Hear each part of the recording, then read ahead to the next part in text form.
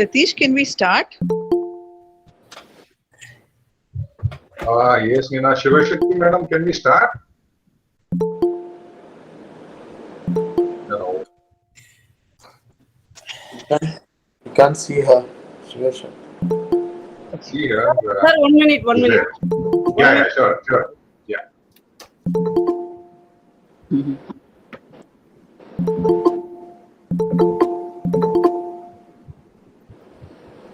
She is managing the post.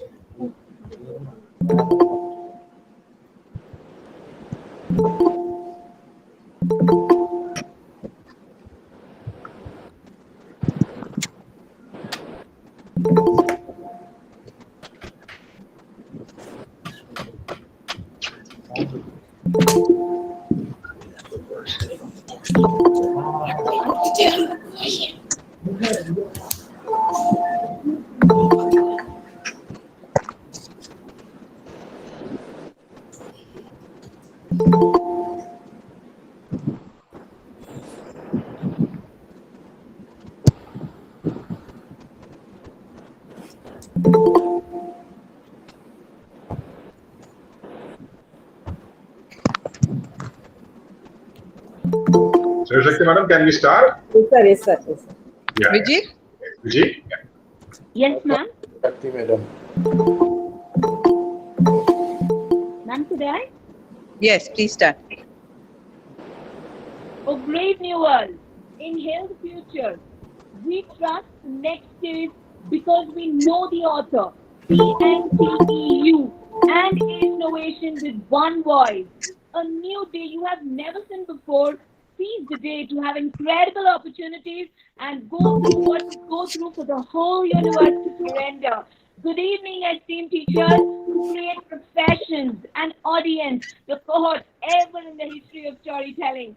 The purpose of Tamil Nadu Teachers Education University is to turn mirrors into windows and create a culture of innovation by replacing an empty mind with an open one.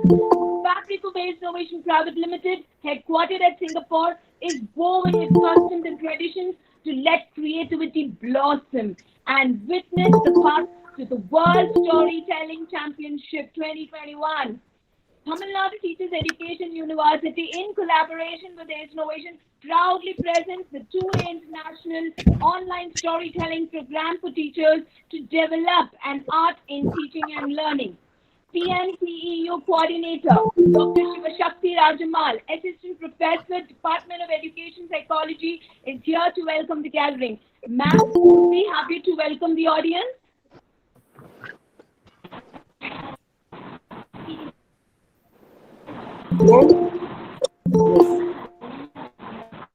Am I audible, ma'am? Yes, ma'am. Yes, sir. ma'am. Yes.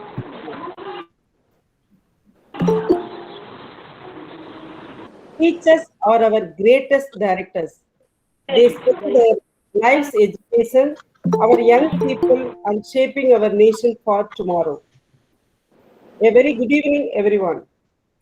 The most special honorable. Madam, excuse me, recording. Madam, excuse me. Madam, recording. Sir, please, 1 minute, sir. Recording. Okay.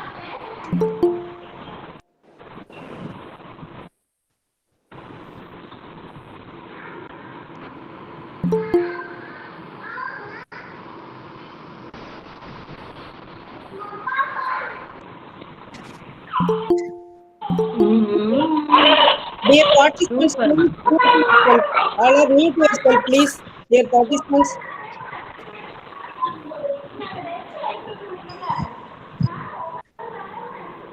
அதான் வெளியே தான் இருக்கு.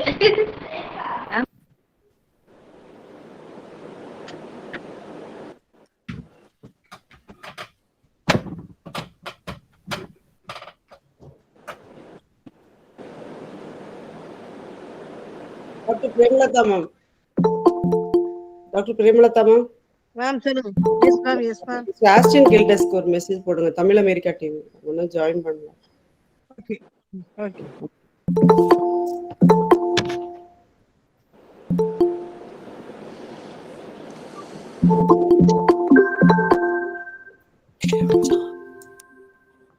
Teachers are our greatest directors.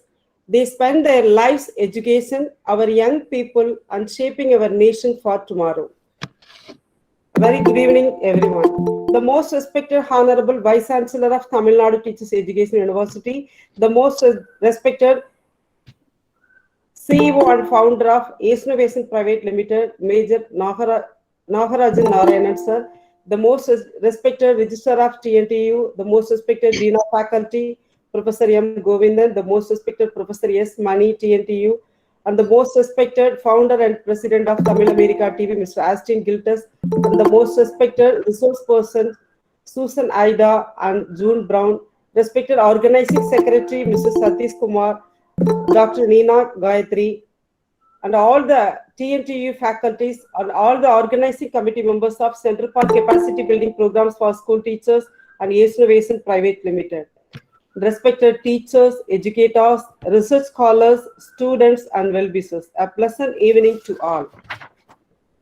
It's a great honor and an immense pleasure for me, and I extend a very warm welcome to all of you presented here for the two-day international online storytelling program for teachers on behalf of Center for Capacity Building Program for School Teachers, Tamil Nadu Teachers Education University, and Ace Innovations Private Limited, Singapore. It's a moment of great privilege, and I feel very honored and extend my warm welcome to great leader, Honorable Vice Chancellor of Professor N. Panjanadam sir, Tamil Nadu Teachers Education University, Chennai. I wholeheartedly welcome you, sir. It's a great honor and an immense pleasure for me, and I am profusely overjoyed. I welcome you, the most respected Major Nagarajan Narayanan, founder and CEO, Ace Innovation Private Limited, Singapore. I wholeheartedly welcome you, sir, with all my pleasant greetings.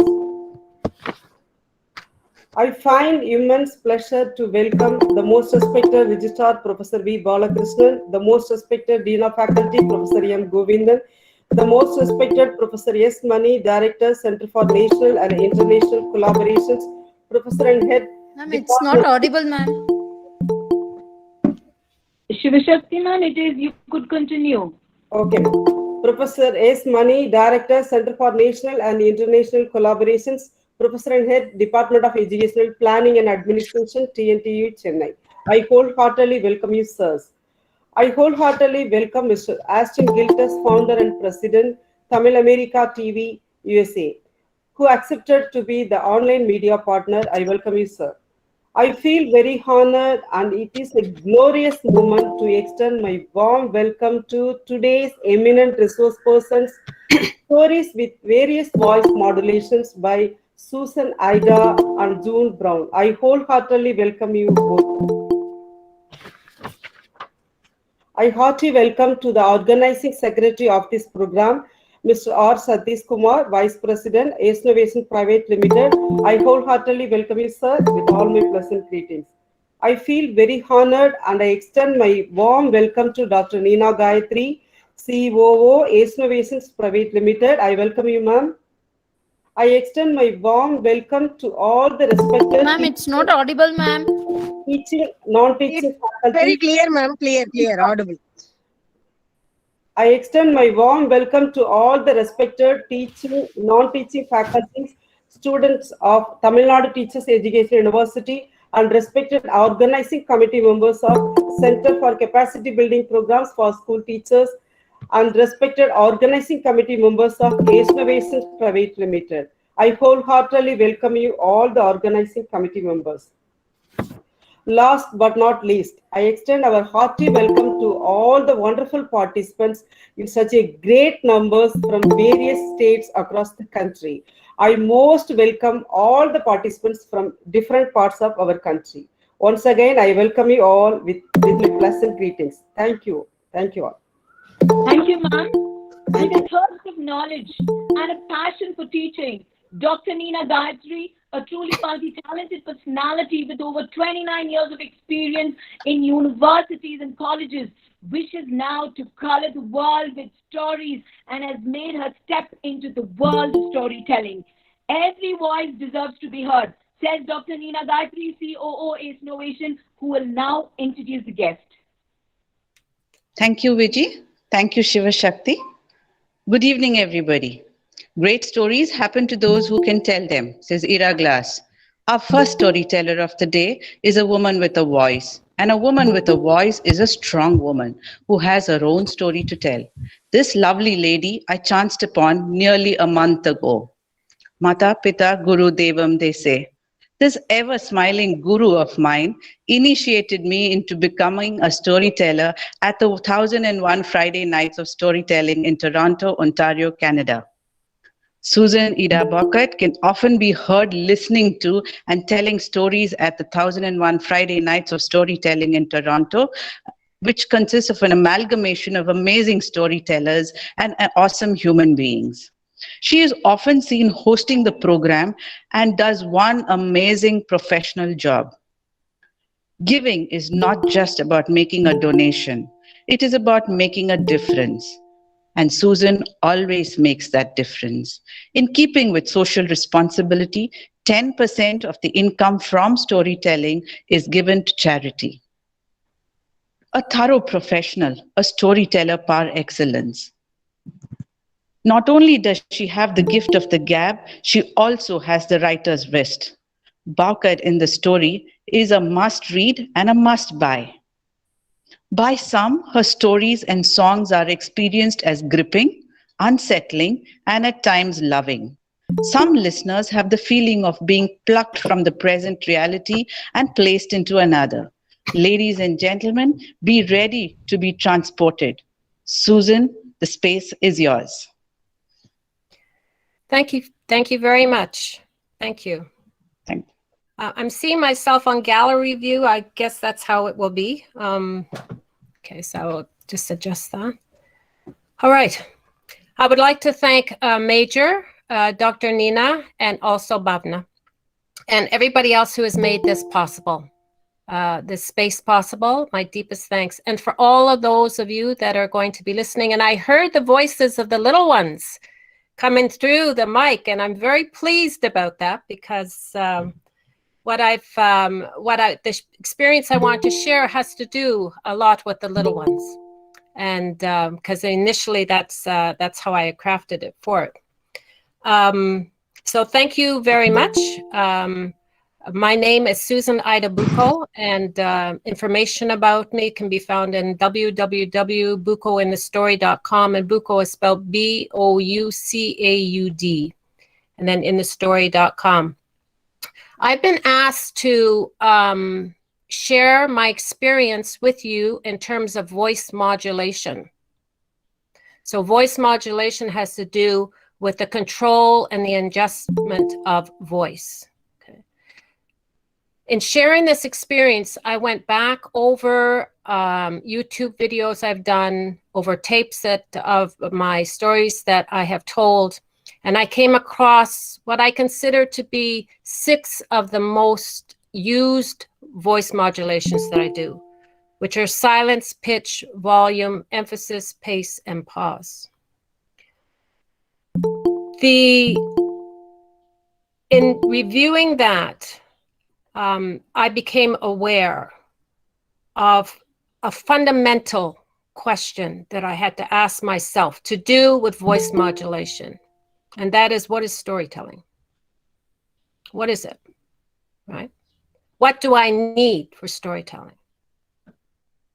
So in order to present this, what I did is I decided to communicate it in a way that the young ones would understand. And because by the young ones understanding, the ones of our age or younger will understand. Storytelling does not require a person to have lots of money or no money.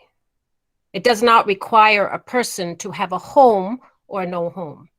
No, storytelling doesn't require that. What storytelling requires is a body, a voice, because I'm doing this on voice modulation, a voice, and it requires a story and listeners, right? That's what it requires. So when I'm doing the stories, there are 3 stories I'm going to be doing: The Tale of Johnny Town Mouse and Why the Animals No Longer Fear the Sheep. And then there's going to be a story where we all participate, if I invite you to participate, I should say. the crow in the picture. And I'm going to go, because my understanding is that this is a free event, and my understanding initially was that this is to reach people who may, I mean, this particular audience may not be this, but where the tape is showed, reach audiences that they may not have the means that I have. Like, I've been very privileged, right? I've been able to take courses from Storytelling Toronto, from Storytellers of Canada, Contu de Canada, and I've taken stories there and other places. So I've had that privilege, and I understand that not everybody that's going to hear this tape may have that privilege. So I'm going to be including a little bit more in terms of sharing my experience, just tad beyond voice modulation. And I know June's coming up in about an hour and a half or so, so it'll be very condensed. So as I've said, I need a body. Now inside this body, and this is very much affected by voice modulation, inside this body there is a mind, there is my physical body, there are emotions, and there are spiritual, all inside this body. So this adjustment and control of my voice can and has in the past been affected by my emotions. So if I'm very sad, you know, this adjustment and control of my voice, my emotions can affect that. If I'm blocked from the loving God of my understanding for whatever actions I've done, which I shouldn't have done, if I'm blocked, then this voice modulation, what I carry inside my voice, it can be affected. If I'm in pain, a lot of pain, this voice modulation, it can be affected, right? And if my mind is going round and round and round and round, voice modulation can be affected. So there are outside and inside things that can affect voice modulation. And I'm just going to state that they exist. There are many, many ways of dealing with these things. I'm just going to state that they exist. So my experience is 6 years of being a storyteller. That's my 6 years. But the first year I listened. And so the hearing of the story is quite important. And I'm a storyteller. I'm a storyteller where my body, it embodies the story. And you're going to see that when I tell. My body actually embodies it. It comes through my senses. It starts somewhere in the pit of my stomach. Why it starts there, I don't know. But it starts in the pit of my stomach, and it just kind of moves around me. And I have to tell the story over and over again as I embody in this story. And the more I embody the story, the more the voice expresses itself, right? So if there was no voice modulation, it would be like this. I'm a storyteller, and that's what I do, and blah, blah, blah, blah, blah. You know, like it's very monotone. With voice modulation, I'm adding, you know, pitch, volume, and etc. So what I'll do is I will start with the tale of Johnnytown Mouse. Now, in the tale of Johnnytown Mouse, I'm going to use silence, pitch, and volume. And to make this interesting for the little ones, what I'm going to do is I'm just going to, so you can identify silence, pitch, and volume. And then for the little ones, I invite you to hide and seek. We're going to play hide and seek. That's what we're going to do. And for the little ones, when I was young, when I was young, long ago, but when I was young, I used to, with my brothers and with my sisters, right? And our friends, we used to go running around, and a person would be by the tree with their hands over their face, right? Counting. And then that person would have to go and find. They would have to go and find. And it was lots of fun. And when my boy was young, what we used to do is we used to open up a book, and in that book we'd have to find the peacock. We'd have to find the tiger, you know, and all of this thing. And it was like a hide and seek, but it was in a book. And so I'm going to invite you little ones to do this. I'm going to invite you. And the way we're going to do it is I'm going to show you how to identify, how to recognize pitch. and volume and silence in this wonderful tale, The Tale of Johnny Mouse by Beatrice Potter. And the way you do it is that after I give the examples, we're going to do it body-wise, just so it's in the body. And then when I tell the story, you hear it. And if you find that pitch and volume and silence twice, then you've won the game. And the game that you have won is that you have had the satisfaction of knowing that you can now identify pitch, volume, and sound. And that will continue with why the animals no longer fear the sheep, which will be emphasis, pace, and pause. After, for the adults, because there are adults here. So after for the adults, I'll be talking to you just very briefly about the meaning of it, the meaning in my life. I'm talking high and low. High all the way down to low, low all the way down to high of a sound, right? So when I say something like, "Ee, Sarah, there's a mouse," that's a high pitch, right? But when I say, "His tail was of no significance," that's a low pitch, low, ee, low. So these are variants, right? In terms of pitch. When I talk about volume, I can use the same example, right? "Ee, Sarah, there's a mouse." It's loud. Volume is loud to soft, soft to loud. Okay.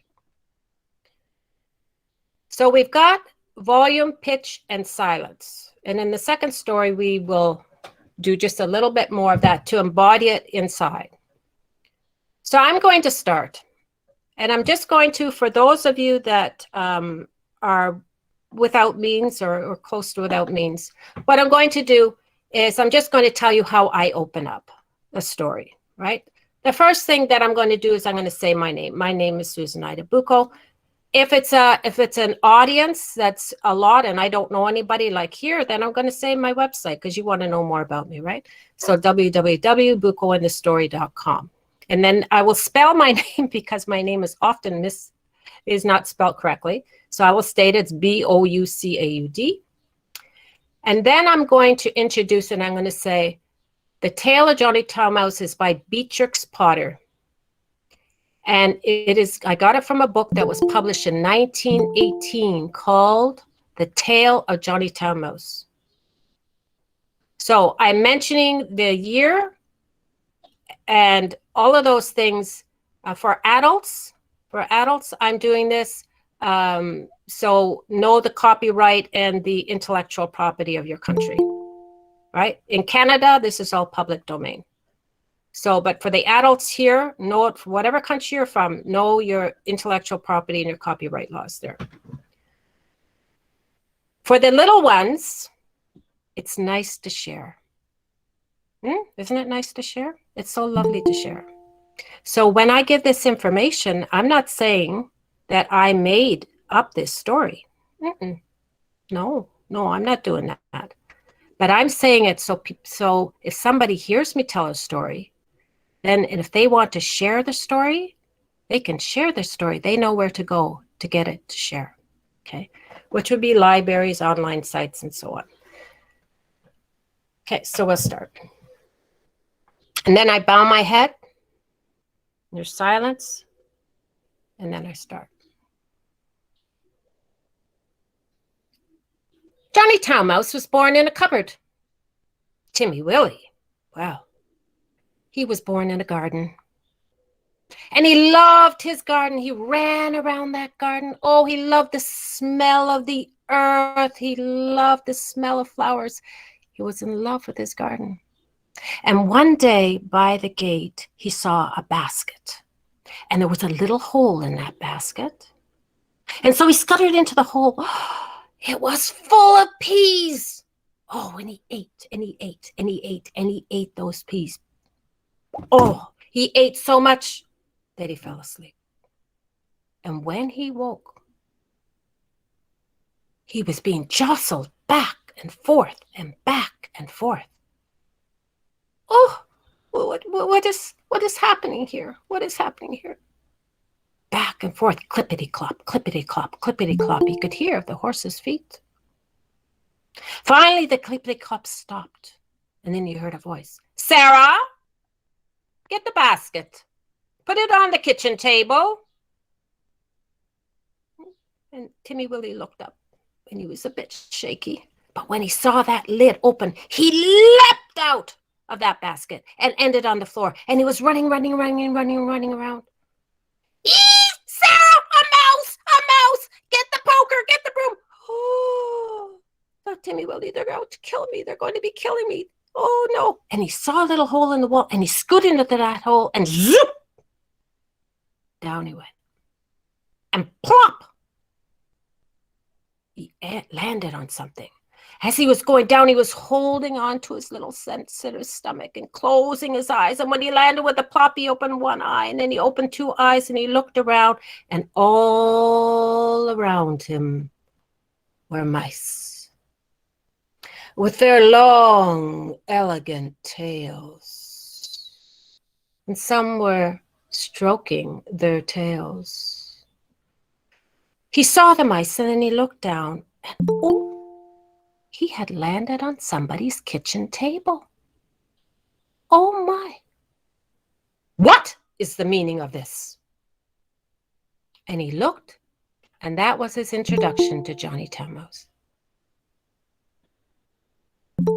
Well, I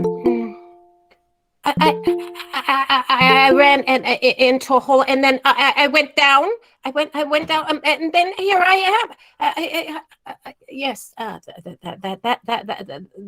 what happened.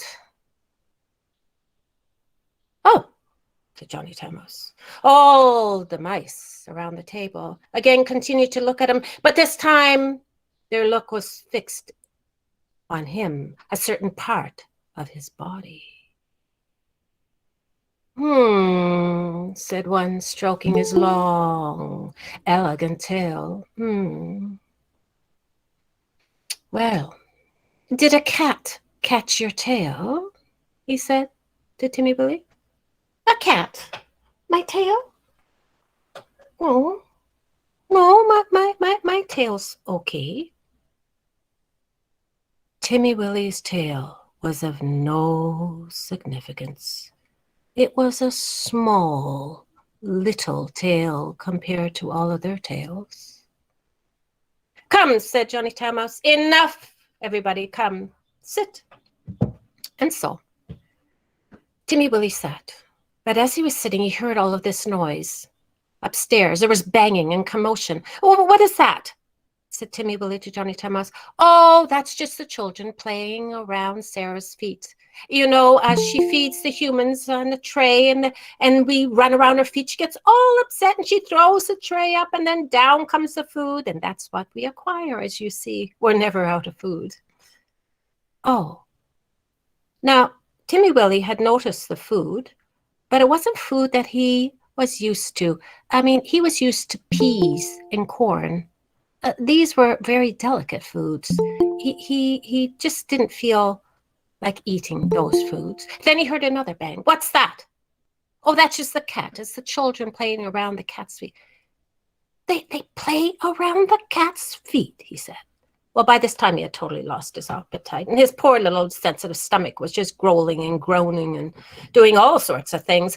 And Johnny Tamos noticed that he wasn't eating, but said to him, would you like to have a little rest after your trip?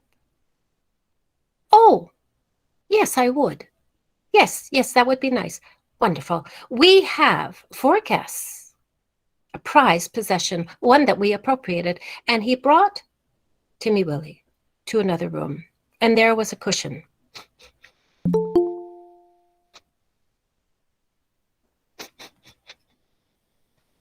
Oh, it smells of cat, said Timmy Willie. Well, of course it does. Like I said, we appropriated it. We are very proud of this particular position. Oh, said Timmy Willie. And then Johnny Tamos left. Well, the days went on. 3 days later, Timmy Willie, well, he was much thinner. And Johnny Tamos and all of them had noticed, and they were a bit concerned. And so Johnny Tamos came up to him and said, "You always talk about this garden, this wonderful garden of yours. I'm wondering, what do you do when it rains? Because you don't seem to be joining much of our activities. You don't seem to like playing with the cat and, you know, running around the human legs. I mean, what is it that you do when it rains in that garden?" When it rains, oh, I listen to the drops coming down. Yes. And I chuck my peas. And then I speak to my friend, Robin and Rooster. Oh, yes, when it rains. And when it stops raining, I just smell the earth and the flowers. And it's just so beautiful. "Oh," said Johnny Tamos. "Well, you can always return, you know." "Can I?" said Timmy Willie. "Well, yes, of course you can. I mean, the same way you came here." Oh, the day came. He said goodbye to all of his friends and invited them over. Oh, yes, he did. And they wrapped him in a little cabbage leaf and put him back in the basket. Well, this time, Timmy Willie knew that he was going home. And with the clippity-clop, clippity-clop, clippity-clop of the horse's feet, he was just so happy because he knew that he was going home. And then finally the basket was laid down and he peeked out of that hole and there was his garden. Oh, he was so happy. But every now and again, at a distance, he would look at the basket to see whether or not any of his friends were coming. So he would just look. Yes. Nobody came. And then one day, there he saw Johnny Tamos. Johnny Tamos had his tail held very, very high up with his hand so it wouldn't drag on the mud. And he had a suitcase in the other hand. And when Timmy Willie saw him, he ran up to him and said, "Oh, Johnny Tamos." Well, Johnny Tamos was a bit taken back, but he didn't refuse the hug. Yes. And so they talked. And Johnny Tamos told Timmy Willie about the cat who had kittens, and really it was a cat that ate the canary, and they're blaming the mice for eating the canary. They don't even like canary, and the humans are now at the seaside, and on it went. And Timmy Willie was absolutely convinced that Johnny Tamos would then stay. Made him all lovely clippings, great, wonderful peas and corn, fed him. But the day came that he left. And the reason that he left, he said, was that it was just too quiet. So that is the tale of Johnny Tamos. And I love this tale, and it has meant so many different things. Now, I want to talk about a version. That is my version of the Beatrix Potter story in 1918. There are many types of storytelling. I do a lot of mine by version. I will get something in the public domain, something that's over 100 years of age, and I go through a process. I won't go into here, and then I tell. But it's my version. So there are things I added. But if you ever decided to go and get the Tale of Johnny Tamos, the Beatrix Potter story, you would say, yeah, Susan Ida Bucco, she told that story just that way. You know, not just that way, sorry, a version of it. You would recognize the storyline. Now, there are storytellers where the literal translation is extremely important to them. It could have sacred, religious, traditional implications. They are storytellers, right? And they are to be respected for that. There's no doubt in my mind about that. They are storytellers, but it's a different style. So what you're hearing in terms of my experience, what I'm sharing, one day I will be able to do that, but I can't do it right now. So I'm not sharing something that I can't do. It makes no sense. So the style of storytelling I do is in terms of versions. I will take something old and then I'll apply it, but you will always be able to recognize the storyline. Now, in terms of this, little ones, I'm just going to move away from you and just for a minute and just speak to the adults. As myself, over time, like I said, I've been doing this 6 years. Over time, this story has taken on different meanings for me. And today, what the meaning is where I look now, as I look at what was the relationship, because of these times that we're in, what is the relationship between these two mice? Did they continue with that relationship? Or is it like what they say, you know, one person's, what is it? One person's meat is another person's poison or something like that. Did they continue? In my storytelling, in my storytelling mind, they did. Because how many of us, and these are the types of things I think about, how many of us are now in geographic locations where we can't access people that we love, where we can't access, you know, people that we've befriended. We were very reliant on Zoom and phone and everything. And so I look at that story and I say, this relationship continued. There's nothing, I mean, there are many, many versions of this particular, you know, country and city mouse story. I mean, it goes back to ancient times. But in terms of how I look at it today, I look at it because of the situation that I'm in.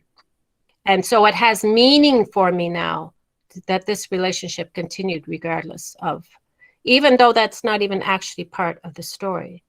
But there was a bonding between these two mice, you know, that kept them going. So that's what I share that with you because I get into that and why the animals no longer fear the sheep. I get into that quite a bit. So let me see in times. Yes. Okay. So now we'll just look. So that was congratulations, little ones, for those of you that got that pitch and volume. You know, if you got it twice, you heard it twice in the silence, you're able to identify. And what's going to happen now is that when I do the story, why the animals no longer fear the sheep, you're going to hear something. You're going to hear the silence and the pitch and the volume. You're going to hear this. But what I want you to focus on now, little ones, is the emphasis, the pace, and the pause. Emphasis, pace, and pause. So emphasis is something,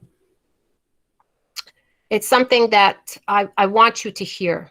So a long, I'm emphasizing those words. Pause are little breaks of silence between a stream of words or a series of words, just little. And it's very effective in terms of, well, all of these are effective in terms, depends on the story that you're telling. So those are the little pauses. Pace is the movement of the words. So how fast to how slow it is going. So an example would be a long time ago. So long is emphasized. I pause a bit. Long is emphasized. I pause a bit. So that's emphasis and pause. But pace could be, I'm showing some type of urgency, and I'll give you an example of that. Run, little sheep, run. My papa's just killed your papa and he's going to kill you too. Right? There's an urgency. It's going very, very fast, extremely fast. Versus, yes, Your Majesty. Right? It's slower, it's drawn out a bit, but it does so. Just in terms of a body exercise, just for the little ones. I don't expect the adults. But for the little ones that I heard in the beginning there, what I want you to do is I want you to raise up your voices, get your pitch and everything. But what we're going to do is we're going to do pace. So, and I'm just going to say, run, little sheep, run. And when I do this, you just repeat it. Run, little sheep, run. Run, little sheep, run. Now, you can feel this, right? This embodiment, like there's something happening inside the body as I'm doing that. I can feel that, right? Versus, we'll do the opposite now, which is, yes, Your Majesty. Yes, Your Majesty. So just try that.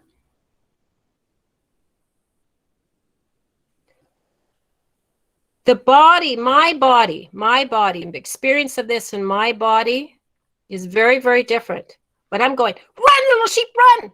I feel this, you know, I feel it inside of me. And then when I go, yes, Your Majesty, my body just, you know, my body feels it. So this again, I go back to mental, emotional, physical, spiritual, like what's going on in the body. It will have an impact in terms of the voice modulation. It does for me. I should stay within my experience. It has an effect on my voice modulation. So I will go into just the introduction. So my name is Susan Ida Bucco, and www, Bucco in the Story. Bucco is spelled B-O-U-C-A-U-D, buccointhestory.com. This is my version of why the animals no longer fear the sheep. And it is a collection from Catherine Pyle, and it's in 1920.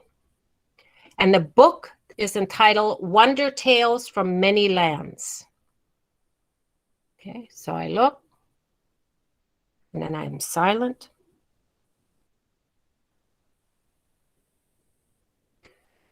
A long, long time ago, all the animals in a certain kingdom were fearful of the sheep.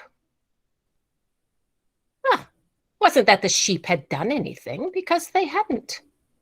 But their faces looked so solemn, and their beards were so long, and their horns were so thick and curly, that everybody was convinced that should those sheep become angry, they would be dangerous. Now, one day, old Papa Sheep invited Mr. Tiger and Little Tiger to his home. Oh, Mr. Tiger was so pleased. I mean, old Papa Sheep was well known in the community. Yes, he was. And to be seen in his presence and to be invited, wow, that was quite something. And so he arrived politely early, and Little Tiger gave old Papa Sheep a gift. And as old Papa Sheep was patting Little Tiger's head, he said, "Thank you very much for your gift. Why don't you go out inside and play with my son, Little Sheep? Because I have big talk with your father to do." And so Little Tiger went out, and he saw Little Sheep. And they played and they laughed, and they laughed and they played and they played and they laughed. And the more Little Sheep laughed, the wider his mouth became. It became so wide that Little Tiger could look right inside Little Sheep's mouth.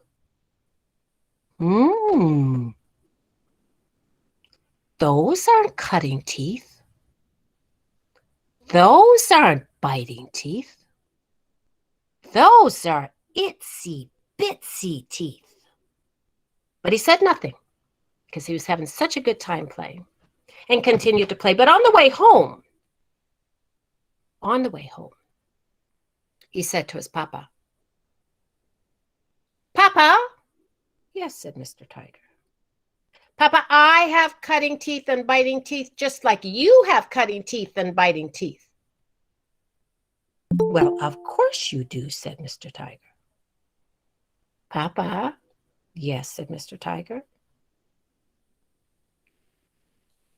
"Little Sheep's only got itsy bitsy teeth. He's got no cutting teeth or biting teeth, Papa. Not like us, Papa." Mr. Tiger became alarmed. He squatted down to the height of his son.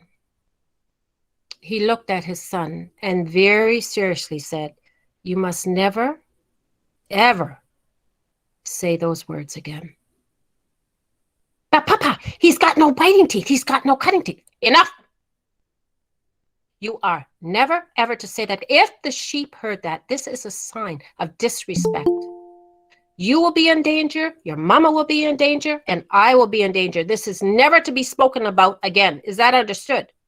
"But Papa," I said, "enough." Okay, Papa. Okay, Papa. No, Papa." and they went home. That night, Mr. Tiger went all around his house. He looked everywhere. He went into the bedroom of little Tiger, and he was asleep. And then he whispered to his wife everything that little Tiger had told him. "Don't be ridiculous," she said. "Let the sheep hear this." I know. "Surely you told me." Yes, said Mr. Tiger. "I did tell him not to say anything." "Well, I mean, you are not to say this ever again. Is that understood? Never, ever again." Okay. I won't say it again. Okay. I mean, these sheep, they're so dangerous. No, I won't say anything. But the more he didn't say anything, the more he thought about it. I mean, he thought about it so much, he just could not get it out of his mind. And so he thought, enough. So he invited Mr. Tiger and Little Tiger. Oh, he invited Mr. Sheep and Little Sheep over to his place. Well, the young ones were outside in the yard playing. He took a glass, put it down. Old Papa Sheep was sitting right across from him. Took another glass, put it down in front of him.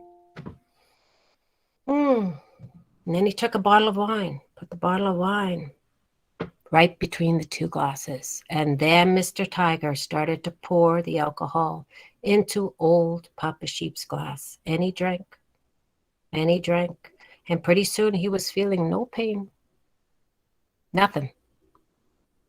As a matter of fact, when Mr. Tiger started to tell jokes and funny stories, old Papa Sheep's mouth started to get wider as he laughed. And it got so wide that Mr. Tiger could see right inside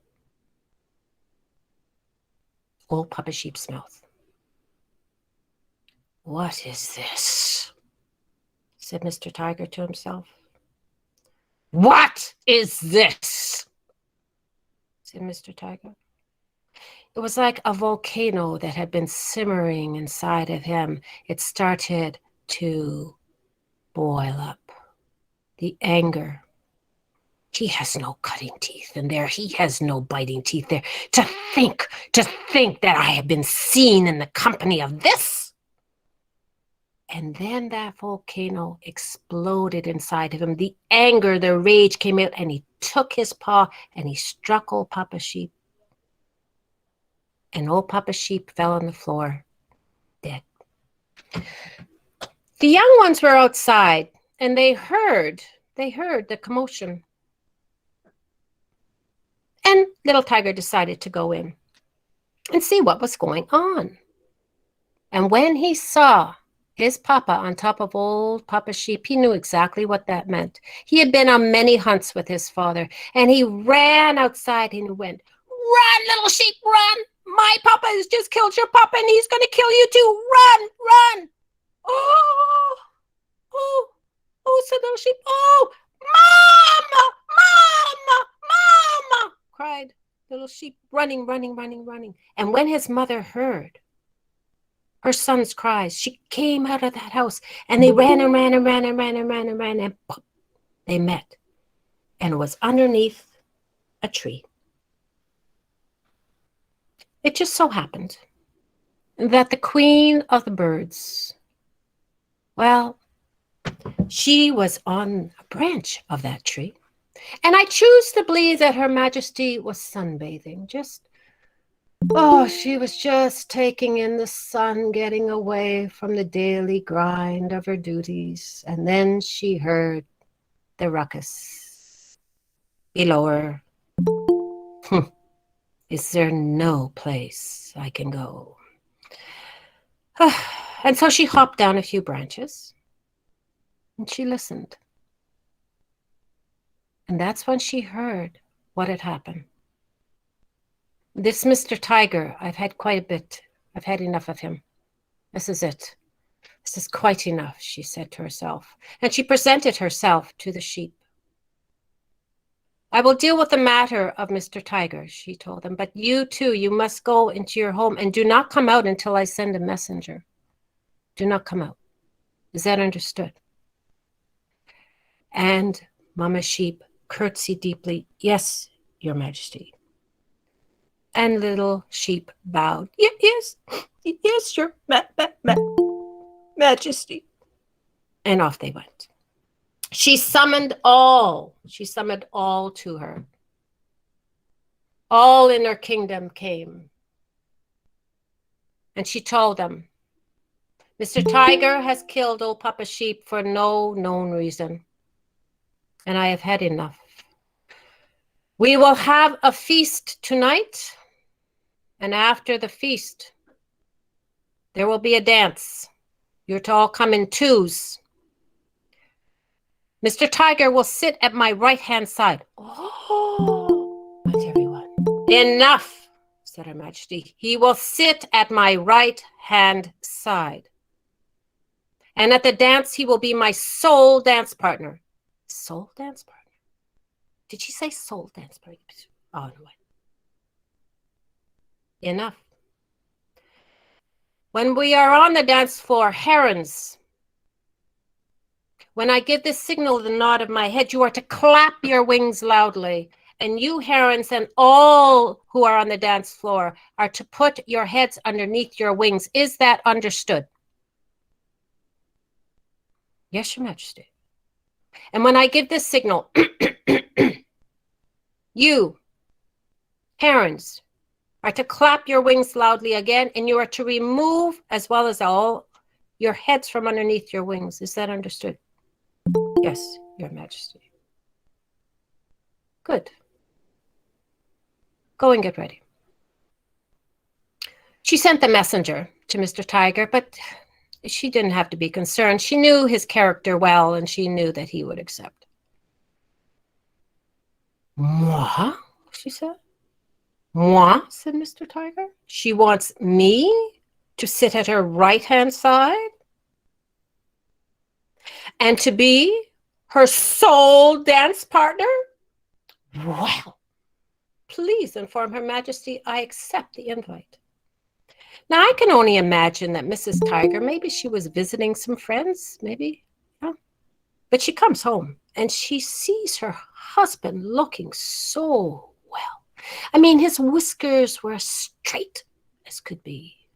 His coat, the fur was almost glowing. He had brushed it so much. And she said to him, where are you going? And so he told her. And then her whole demeanor changed. What do you mean? What are you talking about? Don't you see she just wants to make a fool out of you? She does not, said Mr. Tiger. Think about it, she said. Just think about it. You don't know how to eat with cutlery, and you don't even know how to dance. Why is she inviting you? Why is she inviting you?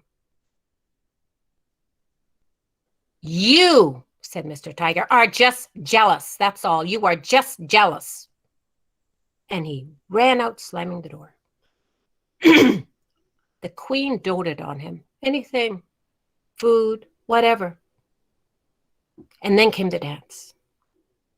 There they were on the dance table, on the dance floor. And then all of a sudden, she nodded her head.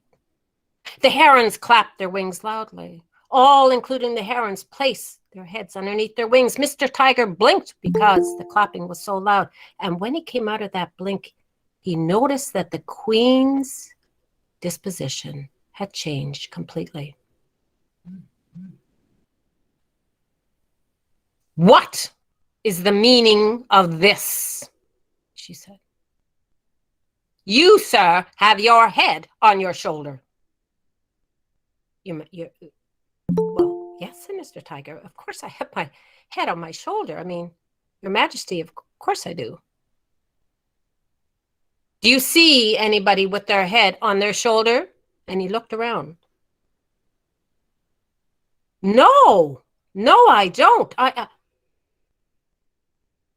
No, I don't. That was the second signal. The herons clapped their wings loudly. all removed their heads from underneath their wings. Mr. Tiger, when he came out of this blink, noticed that the queen's seems to be a little bit more kinder look on her face. Oh, Mr. Tiger, is it possible that you don't understand our ways? Oh, Mr. Tiger, you don't understand our ways. You see here, you cannot have your head on your shoulder when you are dancing with the queen. It is the height of rudeness, but you don't understand that. You know, Mr. Tiger, I need to apologize to you. My apologies. I will have another dance partner replace you. Replace me? No, said Mr. Tiger. No, Your Majesty. No. You bring heads back to you? Well, do you see anybody who does not have their heads on their shoulder, Mr. Tiger? And he looked around, and sure enough, they all had their heads back on their shoulder. So you can bring these heads back. Well, Mr. Tiger, look around you. You know what? Do not get another dance partner. I will have my wife remove my head. Well, Mr. Tiger, do I have to wait for long? She said, sweetly. No. I will race there, and I will get my wife to cut my head off, and then you can put it back on after. Yes, that's what I will do. And he ran home, and there was a little messenger, little bird, following him as he went. And he explained it all to his wife. You want me to what? She said. Well, yes, I explained it to you. You just have to cut off my head. I'm not cutting off your head. Don't be ridiculous. Why would I cut off your head? This makes no sense. This makes absolutely no sense. But then he gave her a look, because she had been on hunts with him before also. And this was the look that he gave when he was circling prey. He hadn't made up his mind to kill the prey, but he was circling it. And he was looking at her that way. He had never looked at her that way before. She got fearful, and she ran, and she got the axe. She came back. Please, husband, think about it. It makes no sense. Am I not, said Mr. Tiger, the master of this house?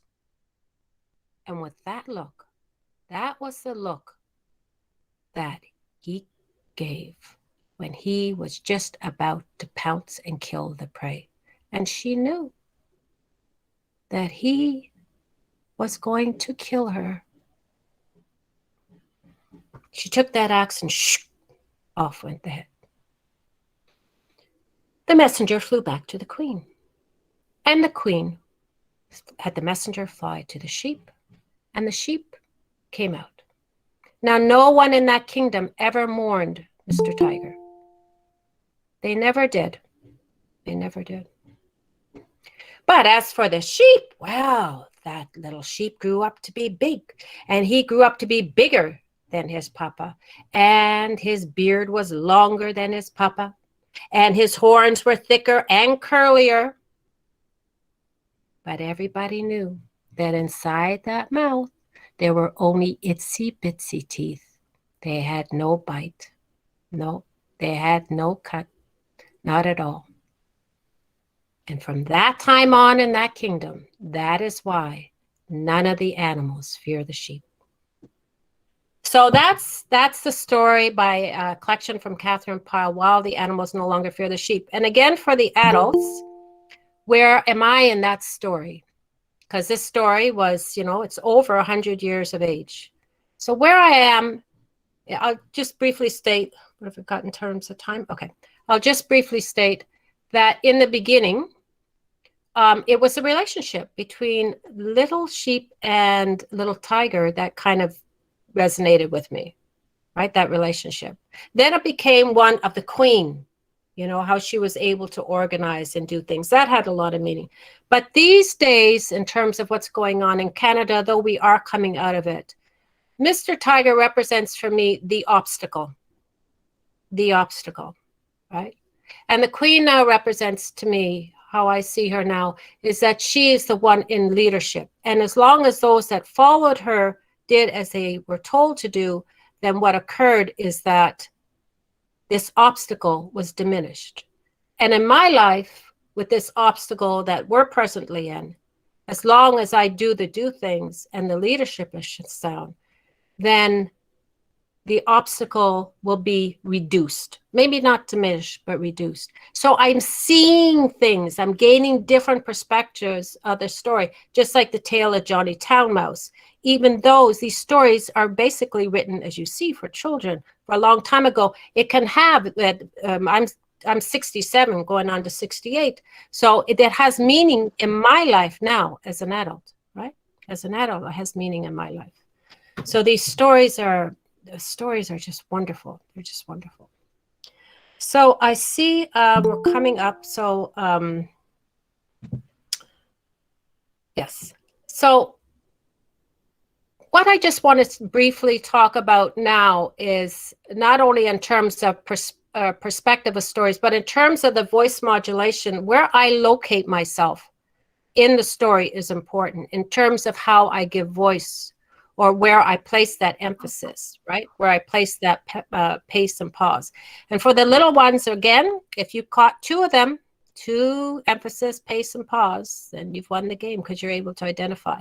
And I hope that you can see that your ears picked up about the pitch and volume, because once these things are known, it becomes my experience with storytelling is that it came into me and then it went, it came in and out. The stories kind of chose me.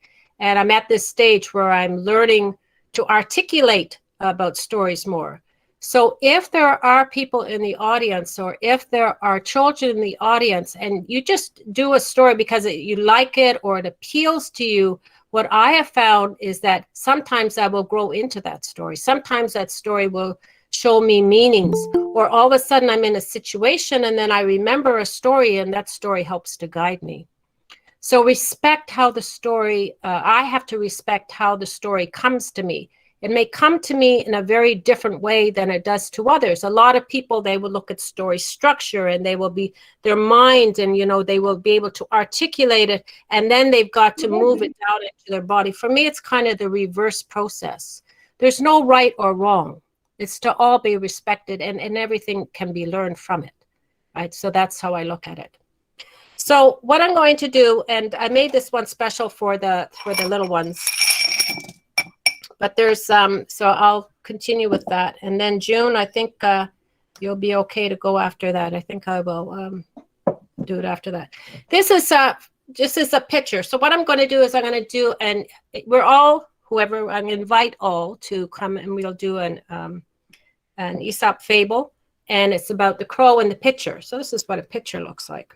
Now, as you see, little ones, okay, here, right here, from here to here, that's the beak of the crow. And the story basically, and I'm going to do this very monotone, so you get to see the contrast in terms of the voice modulation.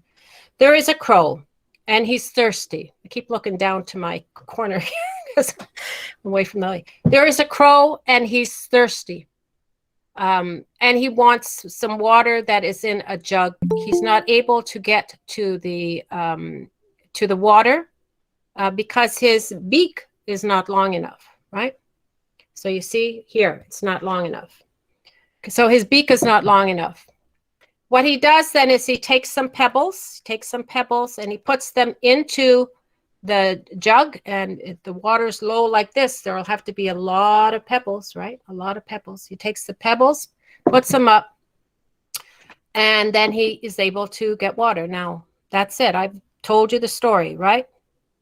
Right? And the thing about communication is that I could do, I could be saying AZK GBED. Well, you're going like, what is she talking about?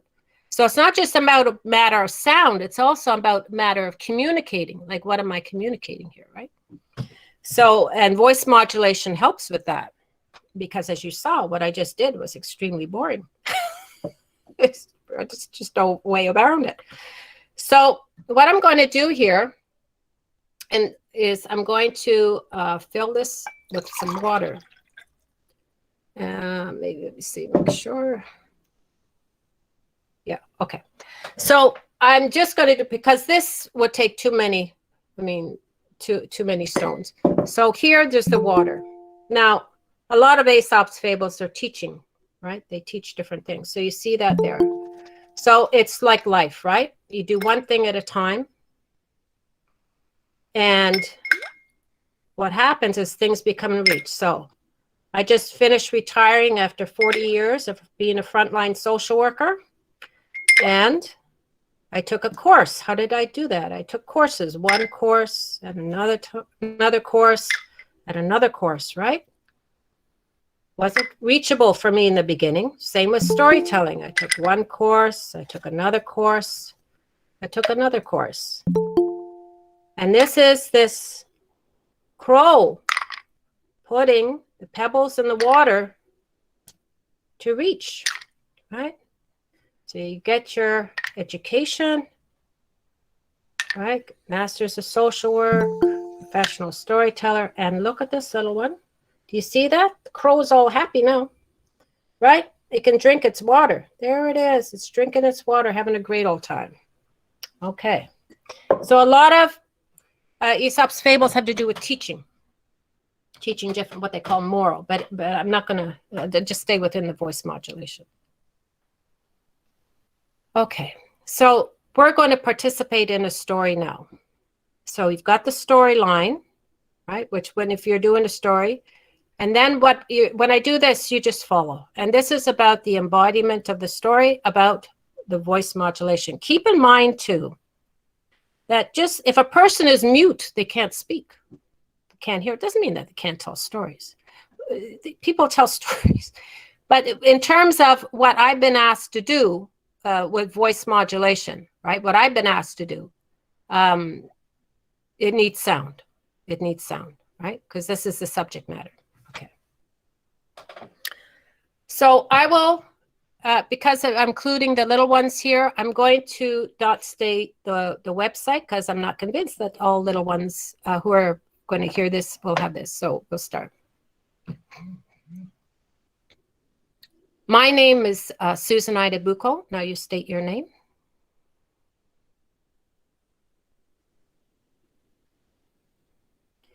This is a story,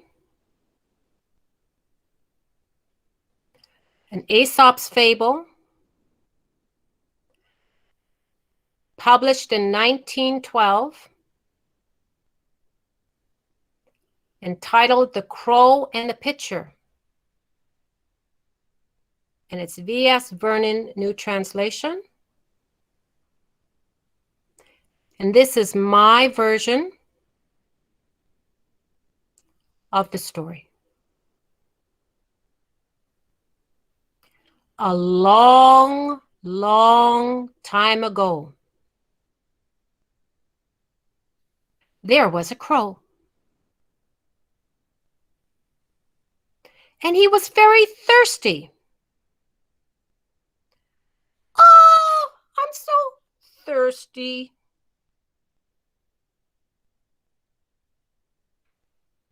And he looked around. And he saw a pitcher of water. And he put his little beak in there. And oh, it would not fit. Could not reach the water. And so he looked around again. And there he saw some pebbles.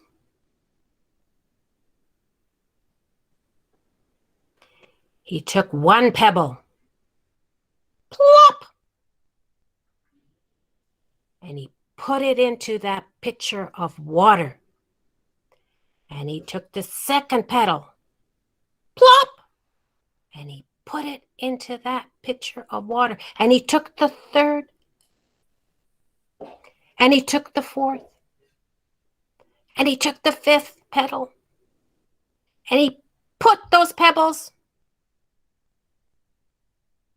into the pitcher of water. Now we're going to do fast, fast. And he put 6, 7, 8, 9, 10.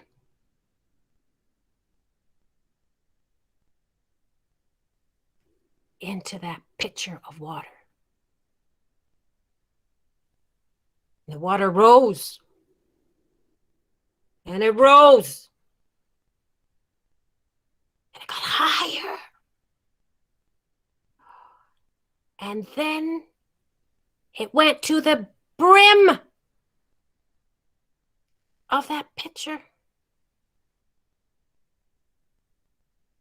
He put his beak. It reached right into that water. And the crow was happy. And he was thirsty no more. Very good, little ones. Very good. All right. All right. For those you little ones, that's your first story. Congratulations. Now you know. Now you know what it is, and you can feel it in yourself. So I think with that, I will take, yes, I will like to thank Major and Nina and Bhavna and entertain any questions. I've left some time for some questions. This is right on the hour. So if you have any questions, and please, I do it within my experience, right? This is not like an academic presentation. This is my experience of storytelling. And yes. So if there's any questions, I don't know how you want to do that, and then we can hear June. Thank you, Ms. Susan. We did cherish the crafted sounds and celebrated the story. We would like to hear many more stories from you. Thank you once again. Audience, any questions? Could we have just 1 or 2 questions, please?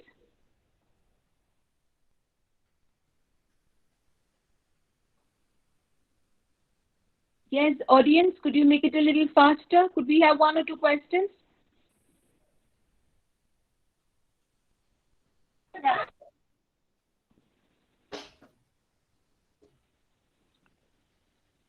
Oh, I see this. How do I? Good evening, ma'am. Excuse me. Good yes? evening, ma'am. Hello? Ma'am, is there any specialized course? Am I audible, ma'am? Yes, you are. Say that again? Good evening, ma'am.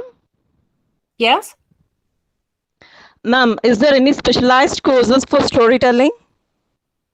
Is there any, say that again? Is Sorry, I'm there hearing any you a bit specialized? muffled. Sorry again. Is there any specialized courses for storytelling? Well, I've been quite fortunate that I have Storytelling Toronto and also Storytellers of Canada. My understanding is that what I'm part of now is also a part of this storytelling movement, like right here, where I'm presenting with Major and Dr. Nina. And my understanding is that this is like an ongoing. I think I'm going to answer that in a broader context, because I'm aware that there are people, or this tape will end up with people who do not have the means. Do not underestimate the stories that are heard, you know, by elders, of their stories that they have, that they're passing down from family to family to family, to generation to generation to generation. There are many stories that are still in the oral tradition that can be picked up and learned. Yes, there are courses, just like the, you know, the crow, right? You know, like the crow. Yes, we all need our pebbles, right? We all need our pebbles to learn. And for some of us, right, what we had access to is way down here, and what we want is here. So we've got a lot of pebbles to put up, right? A lot of pebbles until we reach that water. And I've experienced that in my life. So I outside of the storytelling circle, so I know that to be true. To be a storyteller, again, I emphasize you need a body, and what I'm sharing is a voice, but you also need the story, right? The story. So online, there are many sites. There are sites where they have like thousands upon thousands of books, and it's all free, and they can be downloaded. And these are old books, like all of these stories that I shared with you, 1918, 1920, 1912. Those are old books that are no longer available, but online they've been published. To get stories also from the library.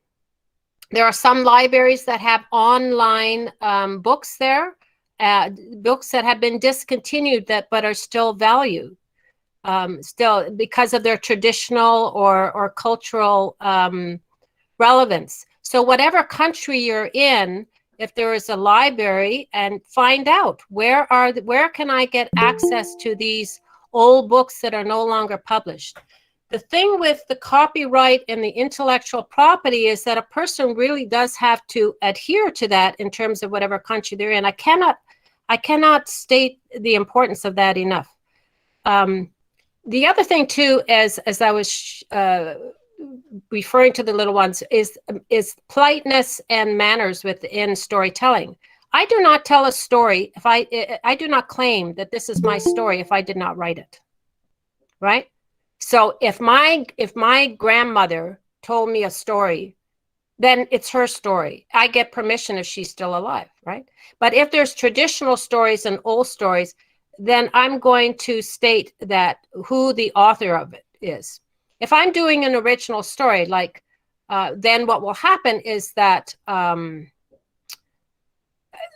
then I will state that this is my stories, right? So I have a book and I wrote this book. Those are my stories in that book. I didn't get those stories anywhere else.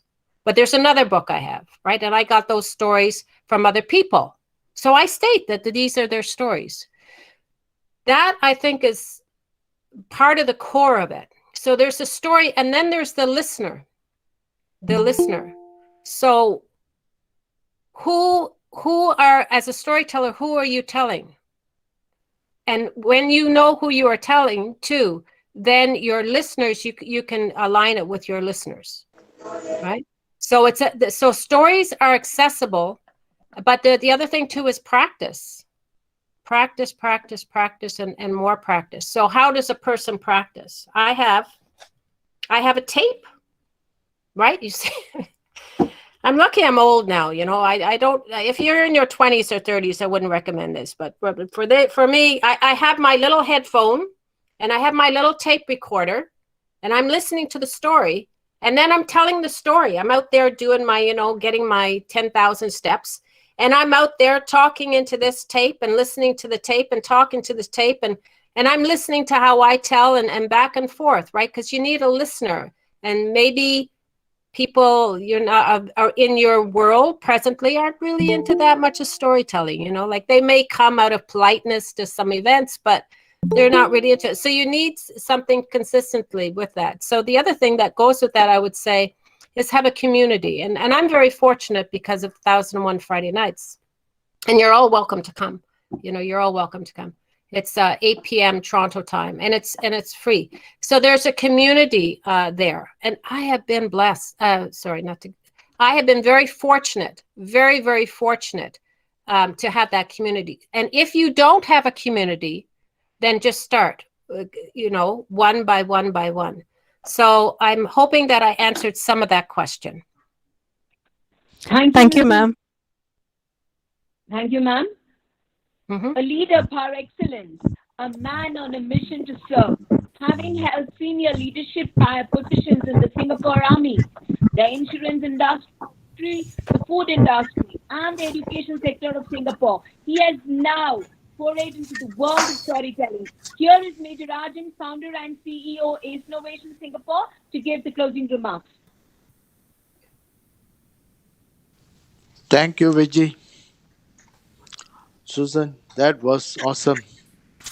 It was a very eventful 1 hour, beautiful modulation. I believe our teachers actually have picked up a lot of information out from there. It was a beautiful setting on the external and the internal environment, how it affects voice modulation. Was really exciting, interesting, and I believe you got a lot more to learn. We hope to receive more stories from you, more coaching modules coming from you. Thank you, Susan, for coming by today. It's a real pleasure having you. Thank you. Thank you. Thank you. Thank you. Thank you. The pro and the picture will always remember all of you. Thank you so much. Thank you. Been a pleasure. And thank you, Major and Dr. Nina and Bhavna. Thank you. Pleasure. Thank you. Thank you, ma'am. Thank you, sir. Sit Thank down with your loved ones to celebrate the art of oral storytelling. Why not spin a yarn and pass on stories to people all around the world? Remarks Dr. Nina Gayatri, COO Innovation, would now introduce the guest. Ma'am?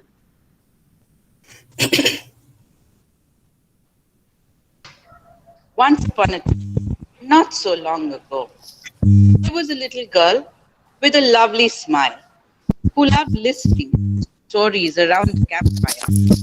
So mesmerized was she to listen and to tell stories never left her. She's been telling stories for over 60 years and as a professional, 25 years. June Brown, ladies and gentlemen, she draws in an audience, worked with ESL students, children with special needs, and trauma victims, and seniors in the long-term care. Church, homeschooling associations, Rotary Clubs of Toronto. She's here, there, and everywhere, this master storyteller. Age does not matter. She works and enjoys working with listeners of all ages. Whether young or old, her stories allow her then to stretch their imaginations and experience fun, laughter, suspense, and amazement. Tell it again is a common response.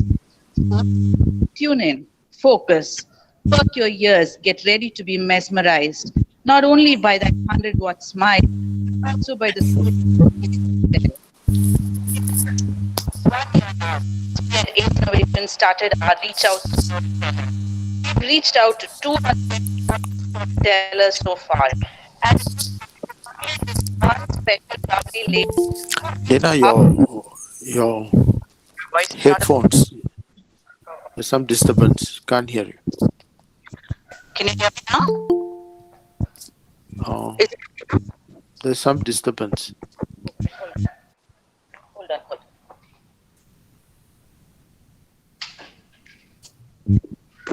Is it okay now? Yes, better. All right. Folks, tune in, focus, perk your ears, get ready to be mesmerized, not only by that 100-watt smile, but also by the story she's waiting for. It's 1 year now since we at Ace Innovation started to reach out to storytellers. We reached out to 240 storytellers from around the world. And it is this one lady, one special lovely lady, was the only one to reach out to us. Thank you for that, you awesome lady. Tonight's story is waiting to happen. Let it happen now, June. Even before you begin, we are sure to say, tell it again. Thank you, June. Thanks for coming and thanks for the email. Thank you, Susan.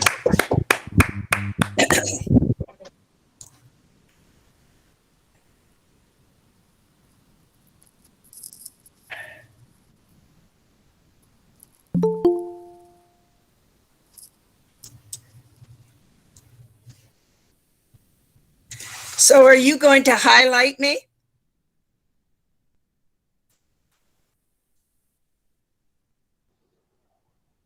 June? Yes, I'm waiting. The host can pin her. Okay, we're ready to go. So hello, everyone. I'm June Brown, and I'm from Toronto, Ontario.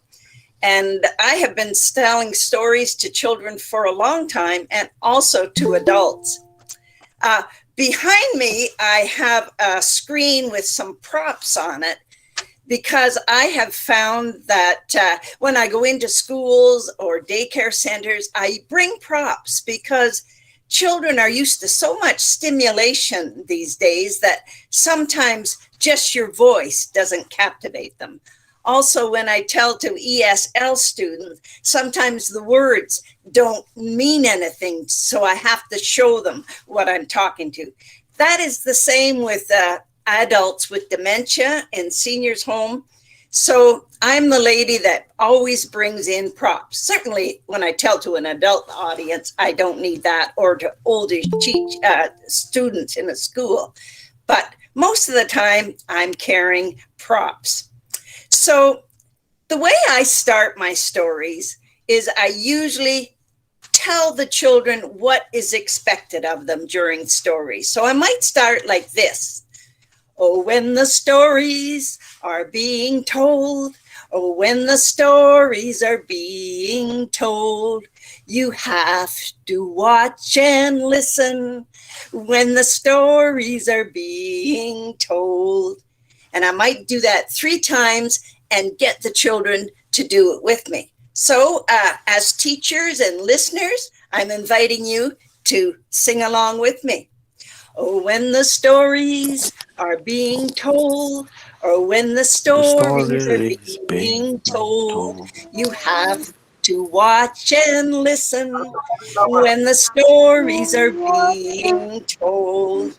And the children now are in a sense that they know something is going on, something that's different. They have to watch, they have to listen.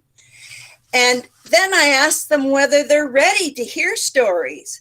And I might use maybe the Caribbean way of saying crick and they say crack. I might say, when I say bubble, you say gum, and I'll know you're ready to go. So we start through that little process, and then I begin. And I'm going to begin this morning with a story, well, I think I have been telling for 60 years. And it's a story about the 3 billy goats gruff. And I might show the children, if I'm in an ESL class, what a billy goat looks like. He's got horns, he's got a beard, and this story, he has 3 brothers. There was once 3 brothers, and all of their names were gruff, gruff, gruff. 1, 2, 3. 3 billy goats gruff. There were 3 little billy goats playing in a field, playing in a field, playing in a field. There were 3 little billy goats playing in a field, and their names were Gruff, Gruff, Gruff. Well, every summer, these billy goats would climb up the mountain, and they would eat the sweet, sweet grass. And when they got big and fat, in the fall, they would come down the mountain. Well, one year, the 3 billy goats went up the mountain singing their song. We're 3 little billy goats playing in a field, playing in a field, playing in a field. We're 3 little billy goats playing in a field, and our names are Gruff, Gruff, Gruff. Well, they started eating the sweet grass up on the mountain, and they ate and they ate and they ate until they had eaten all the flowers, all the grass on the mountain. And they began to get hungry, for it wasn't time to come down the mountain yet. Each day passed, and their little tummies got hungrier and hungrier, and they started to growl. Now, one day they looked across the mountain. There was a mountain right over there. And on that mountain, there were flowers and sweet grass. And oh, those billy goats were so hungry. They wanted to go over to that mountain. But there was a problem. Between their mountain and the other mountain, there was a river, a deep river. And over that river, there was a bridge. And under the bridge was an old, old troll. Oh, he was a nasty troll. And he had big eyes like saucers. He had purple hair. He had long fingernails and toenails, and he never washed his hands. He was an ugly old troll, and he did not like anyone to cross his bridge. If he heard somebody on the bridge, he would jump out and gobble them up. Well, for days, the billy goats looked across, and they saw that sweet grass. And so one of the billy goats, it was the baby billy goat. He had a fluffy white coat, and he thought, I'm not very much. I'll go across that bridge. And so he started across the bridge, and you can help me. He's only a little baby billy goat. So he went like this, trip, trop, trip, trop, trip, trop. But when he got to the middle of the bridge, he heard a voice. Who's that walking on my bridge? Trip, trop, trip, trop on my bridge. Why, it's you, little billy goat. I'm going to eat you up. And poor little billy goat, he said, oh, I'm not very big. I'm not fat at all. But if you wait for my bigger brother, well, he's much bigger and much fatter. He would make a good meal for you. And the old troll thought about it. Your brother's bigger, fatter? I'll wait for him. Run along, little billy goat. And little billy goat went across the bridge as fast as he could. You'll have to help me with this. Trip, trap, trip, trip, trip, trip, trip, trip, right over to the other mountain. And he started eating the sweet grass. Well, the next morning, his other brother, the second billy goat, the one with the little beard, he looked over and he saw his baby brother eating the grass. Why, he thought, maybe the old troll is asleep. Maybe I could go across the bridge. And so the second billy goat started across the bridge. Now he's a little bit heavier, so we'll have to walk a little bit heavier. Trip, trop, trip, trop, trip, trop. But when he got to the middle of the bridge, he heard a voice. Now, some of you might want to be the old troll with me and have a very scary voice. So if you want to join in, you can. So are you ready, trolls? Who's that walking on my bridge? Trip, trop, on my bridge. Why, it's you, second billy goat. I'm going to eat you up. And second billy goat, he had to think very fast. Oh, you don't want to eat me, he said. I'm very skinny.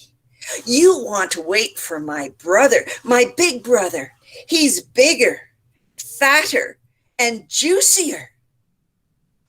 The old troll said, bigger, fatter, juicier? All right, I'll wait for your big brother. Go ahead.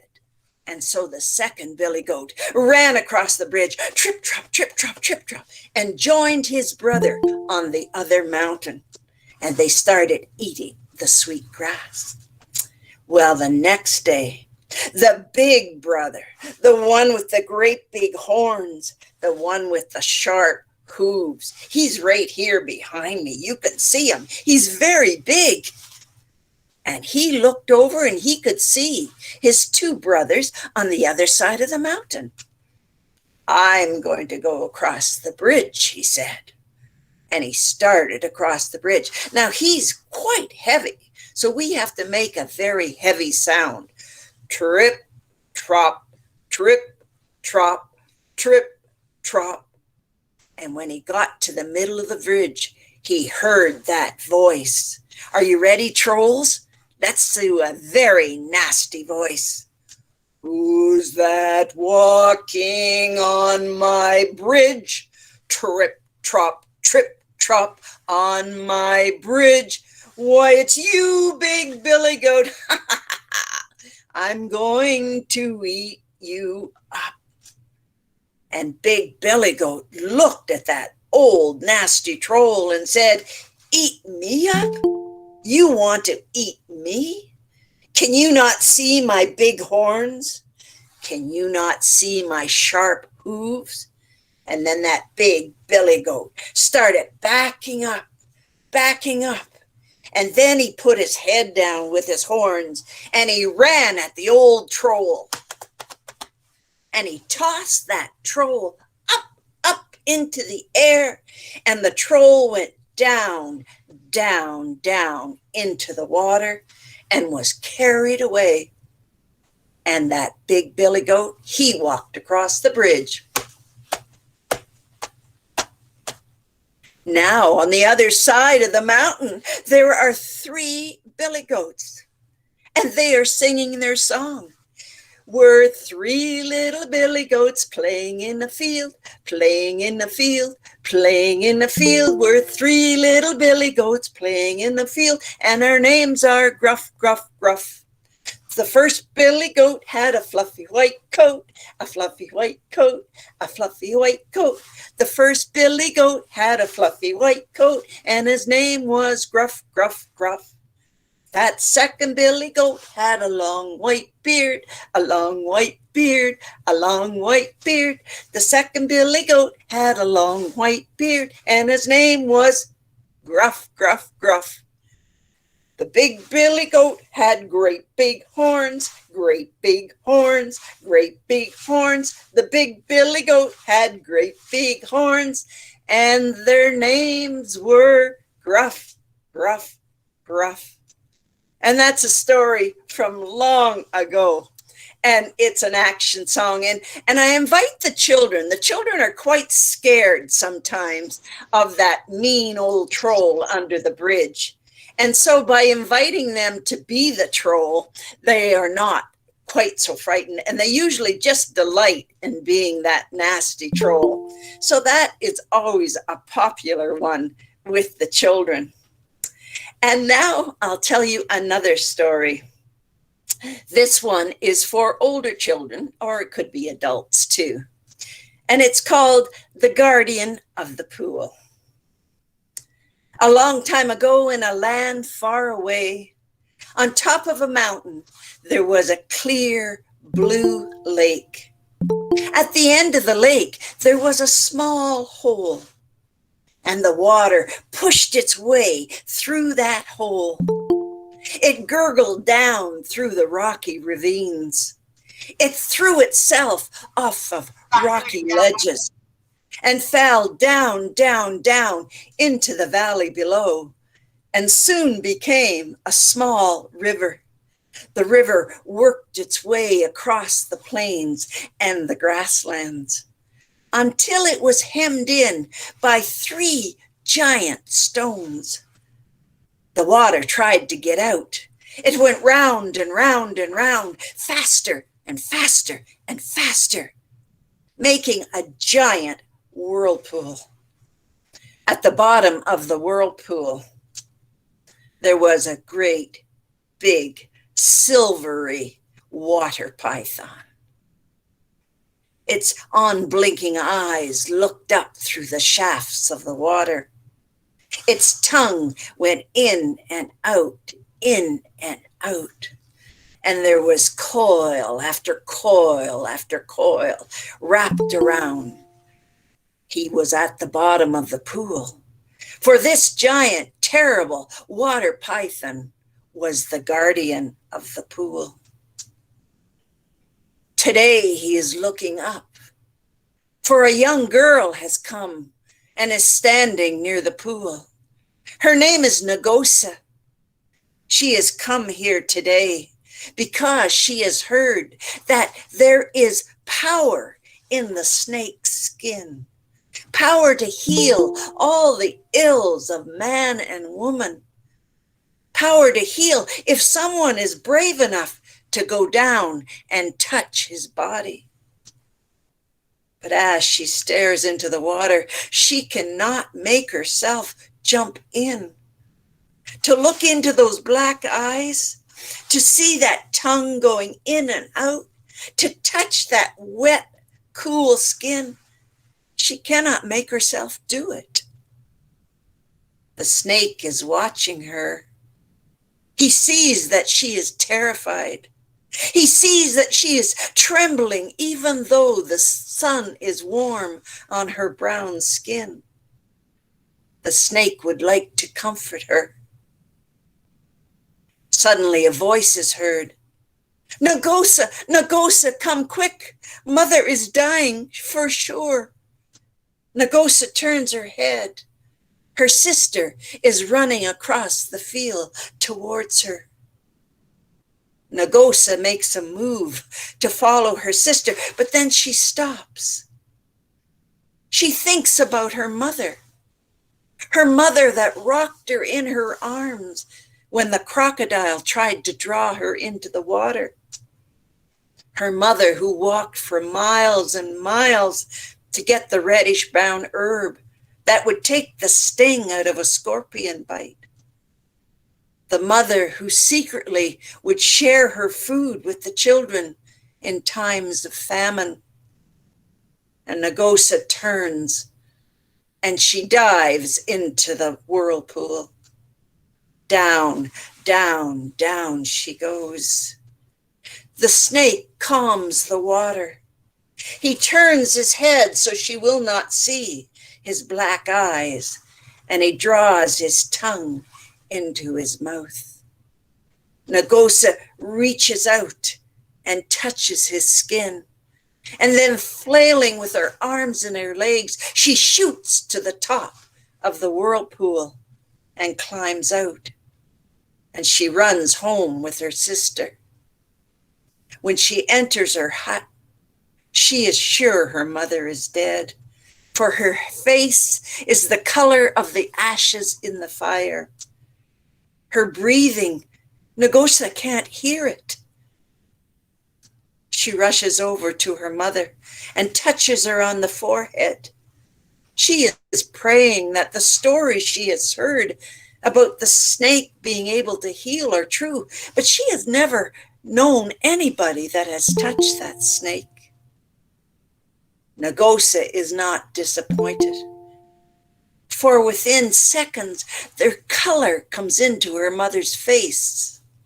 Her breathing gets normal. It goes in and out, in and out. And when her mother opens her eyes, they are clear and bright. Her mother is well, and the family rejoices. That night, there is a blood-red moon over the whirlpool. And at the bottom of the pool, the big silvery snake unwinds its body, and it goes up to the surface, and it climbs out. But standing there is not the water python, no. Standing there is a tall, handsome young man. His hair is curly and black. His eyes are fearless. His arms and legs are strong. Surely this is a chief's son. And he begins to walk towards Nagosa's village. When he gets to the edge of the village, he stops. He can hear the cattle in the pens, the goats bleating, and he begins to call out, Nagosa, Nagosa, Nagosa. His voice is gentle but compelling, and it drifts in the air into the hut where Nagosa is sleeping. She wakes up. Did she hear her name? She looks over at her mother, thinking she is needed, but her mother is asleep. She looks around at her family. They are all asleep. A dream, she thinks, and Nagosa go back to sleep. But then the voice calls again, Nagosa, Nagosa, Nagosa. She wakes up. This time she gets off her mat and goes outside and stands by her hut. She listens. And the voice comes again, Nagosa. Oh, the voice is sweet, gentle, compelling, and she follows it. And she walks to the edge of the village, and she sees the handsome young man. And for some reason, Nagosa is not frightened. And she goes up to him and she says, "Who are you?" And he replies, "I am the guardian of the pool, the giant water snake that you came to visit today. And because of your courage, Nagosa, because of your courage, a spell that was put on me many years ago is broken. Well, partly broken. The spell said I would have to be the guardian of the pool forever. My only chance to be a man again was if someone was brave enough to come down into the whirlpool and touch my skin.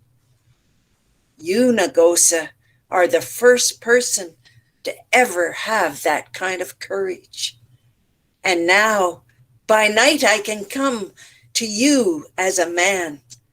You will be the only one that will be able to see me."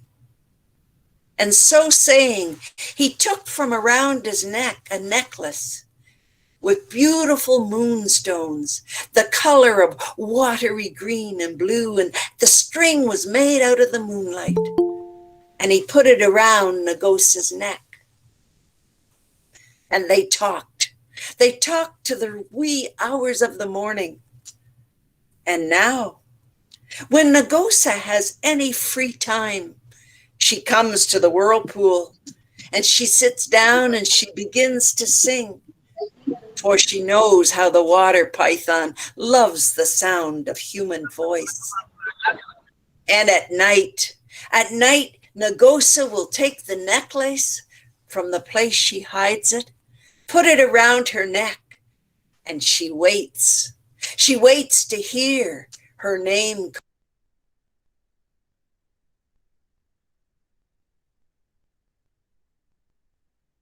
Miss Jundron, you muted? Have I been muted the whole time? No, not just now. Carry on, ma'am, carry on. Okay. How long have I been muted? Just Just a a few seconds. few seconds. Okay. So are we at the end of the story? Has he put the necklace around the girl's neck? Yes. Yes, he did. Yes. So now Nagosa waits for him at night to hear her name called. Nagosa, Nagosa, Nagosa.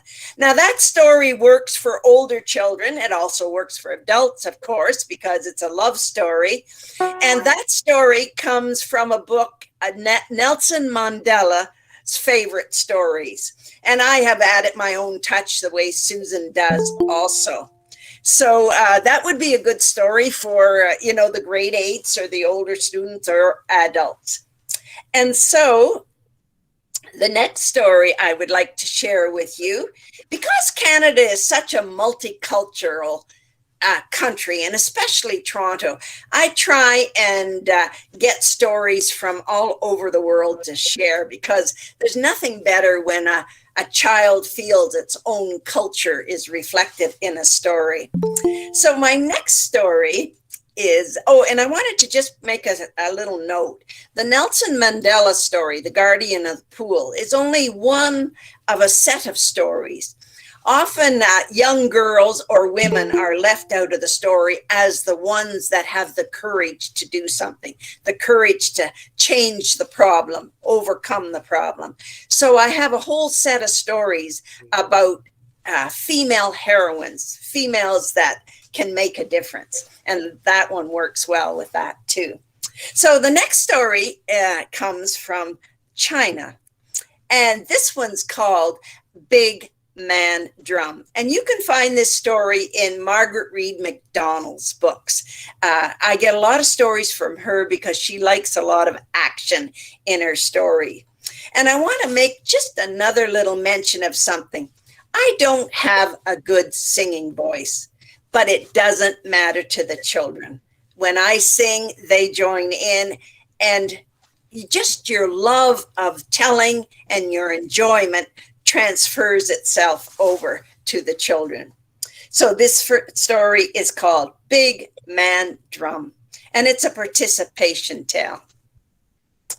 Once, a long time ago in China, there was a very mean farmer, a greedy farmer. He was disrespectful to everybody. And even though he had plenty of money, he always wanted more. One day he called his young servant Yan to his side. Yan, he said, I want you to go up the mountain and I want you to cut me some wood. I want you to give me 3 piles and I want them this high and this wide. Poor Yan. He didn't want to go up the mountain by himself and cut wood, but what could he do? He was merely a poor servant. So he got his axe and he climbed up the mountain and went into the forest and he started chopping wood. Whack, whack, whack. But as he cut the wood, he thought he heard something.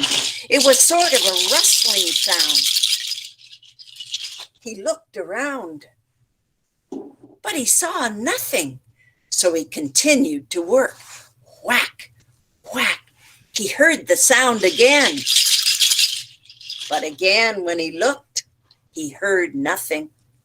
When the sun was high in the sky, Yan decided he would rest. He would have his small lunch. He ate a cold rice ball and he stretched out on the ground. He shut his eyes, but he was not asleep. And then he heard the sound again.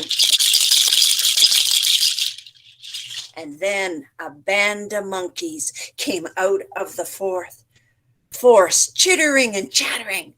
Oh, thought Yan, that's who's been watching me all morning. Yan kept his eyes closed. He wanted to see what those monkeys would do. The monkeys gathered around him. What is it? They said. That's a man, said one of the monkeys. No, said the monkey, it doesn't move. It's not a man. It might be a statue, they said. They went over to Yan. One monkey tried to lift his eye. It doesn't move. It's a statue. One monkey put his finger in Yan's ear, but Yan did not move. It's a statue, they said. One monkey put his finger right up Yan's nose. Ooh, but Yan did not move. It's a statue, they said. And then one monkey took his little fist and he drove it into Yan's tummy. Yan went, ooh. The monkey said, it's not a statue. It's a big man drum. And they started pounding his stomach. And every time they pounded his stomach, Yan went, ooh, ooh, ooh, ooh. The monkeys were delighted. We've got a big man drum, they said. And they started dancing around. Now, this is the part that you get to help me. When they danced around, they pounded their own little tummies and they said, we've got a big man drum. We've got a big man drum. Dum, dum, dum, dum, dum, dum, dum. We've got a big man drum. Now, I'd like you to do that part, and I'm going to keep the beat. So I'm going to be watching you. So let's try it together. I'll keep the beat, and you do the actions. You ready? I've got a big man drum. We've got a big man drum. Dum, dum, dum, dum, dum, dum, dum. We've got a big man drum. Well, the monkeys lifted Yan up onto to their shoulder. And there were a lot of monkeys, so they could do this. And they started walking along, singing, "We've got a big man drum." So let's try that. We've got a big man drum. We've got a big man drum. Dum, dum, dum, dum, dum, dum, dum. We've got a big man drum. Now they were taking the big man drum back to their cave high on the mountain. But to get to their cave, they had to cross a vine bridge that swung over a deep gorge with the water far down. The monkeys had to be very careful carrying their big man drum over that vine bridge. And so they sang out, "Don't drop our big man drum. Don't drop our big man drum. Dum, dum, dum, dum, dum, dum, dum. Don't drop our big man drum." Now, Jan could feel the bridge swaying. He kept his eyes so closed. He did not want to look. And they got safely to the other side and carried on up the mountain until they got to the monkey's cage. And there they stretched Jan out on a stone ledge. And then they looked at him. "We could make our big man drum look nicer," they said. "Let's put flowers on him." And the monkeys rushed outside and they picked flowers. Now I wonder if you can help me and tell me what flowers they might be able to pick. Well, they got some marigolds, yes, and some jasmine, and some hibiscus, and some snapdragons. Oh, they picked all kinds of flowers. They put them in Jan's hair. They put them behind Jan's ear. They put them around his neck. They put them in his toes and fingers until he looked beautiful. And then they started singing again. "We've got a big man drum. We've got a big man drum. Dum, dum, dum, dum, dum, dum, dum. We've got a big man drum." And then one monkey said, "You know, we could make him look even prettier." And they ran back into the back of the cave. And a long time ago, in the back of the cave, there were jewels left by thieves. And they picked those jewels and they brought them back. And they started decorating Jan again, their big man drum. And I wonder if you have some idea of what kind of jewels they might have. Oh, yes, they had sapphires, and they put them in his hair. And they had diamonds, and they put that in. And they had rubies, beautiful red rubies, and green emeralds. And they put that all over Jan. Oh, he sparkled. And they laughed and they danced again, singing their song, "We've got a big man drum. We've got a big man drum. Dum, dum, dum, dum, dum, dum, dum. We've got a big man drum." And then the monkeys were so tired, they went back in the back of the cave into their little cubby holes and went to sleep. Well, Jan opened his eyes. He looked around. He saw the flowers on him. He felt there were rubies in his hair. Oh, he thought, "I could take some of these rubies and jewels. I would be rich." And so he took a few of the jewels, put them in his pocket, and snuck out of the cave. Down the mountain he went, across the bridge, down, down, down, till he got to his own village. Well, now that he had all those jewels, he was going to be rich. He didn't need to work for that nasty Jan and Ziti anymore. And so he bought himself a little house, a little farm. But that nasty farmer, the one that used to be his master, he did not like it that Jan was now rich. And every day he came by and said, "Where did you get all those riches? I want to know." At first, Jan did not tell him. But after some time, Jan finally told him about the monkeys and their cave.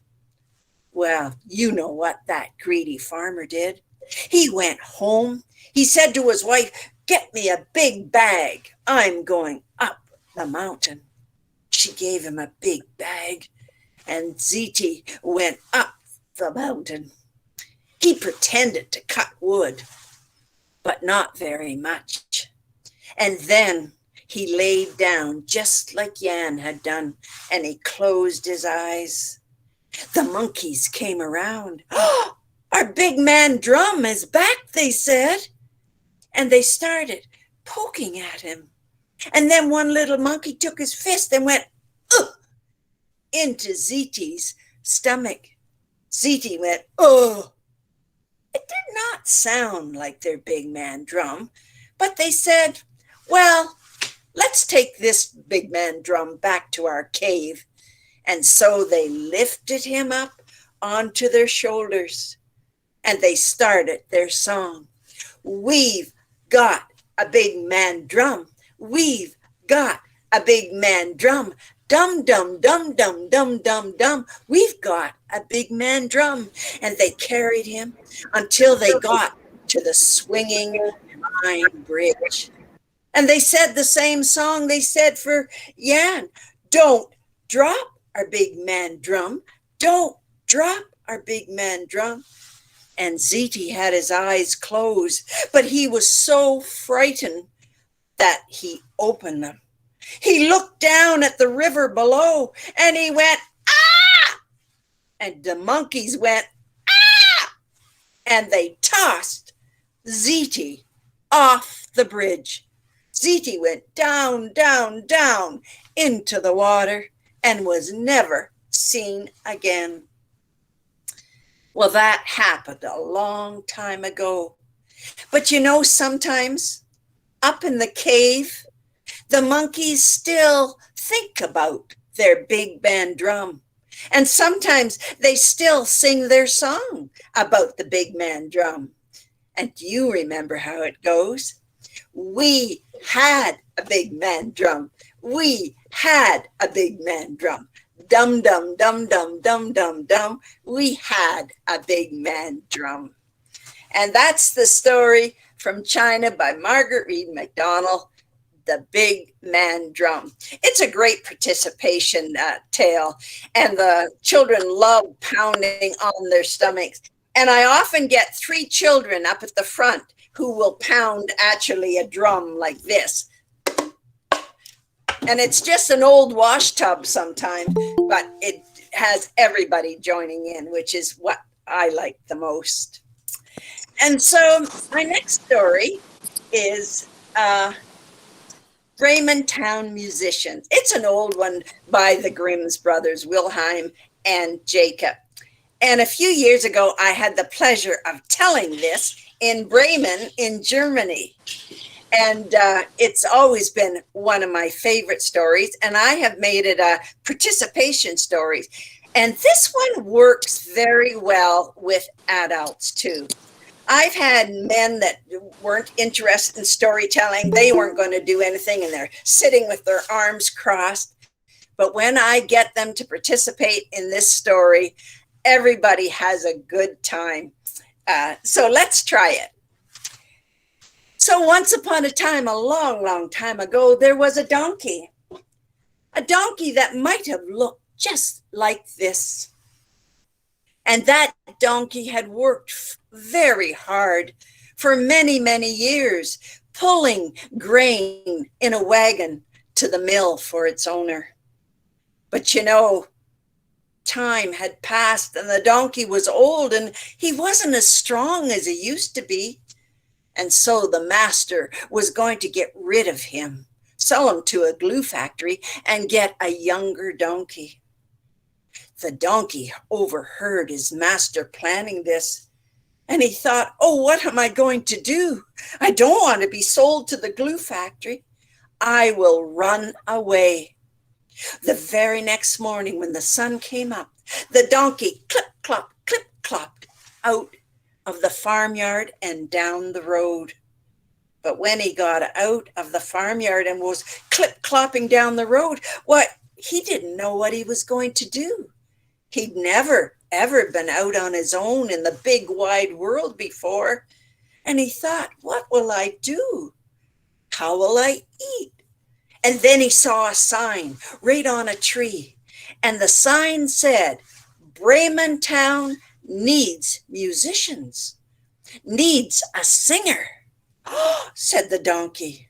Why, I have a fine voice. I could go to Raymond Town. I could be the singer with the Raymond Town musicians. And that's what the donkey decided to do.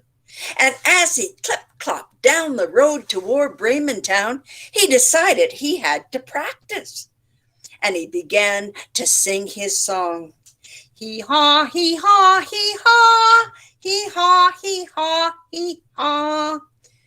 And if you're wearing something pink tonight, I want you to be the donkey and sing with me. Hee-haw, hee-haw, hee-haw, hee-haw, hee-haw, hee-haw. Oh, excellent, excellent.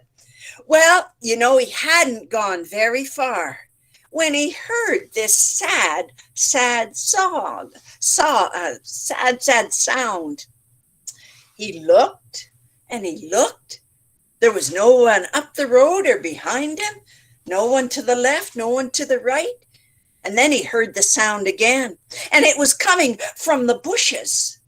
And Donkey walked around, and who should be lying behind the bush except a wee dog? And the dog was very sad. Oh, said the donkey, tell me why you're making that sad sound.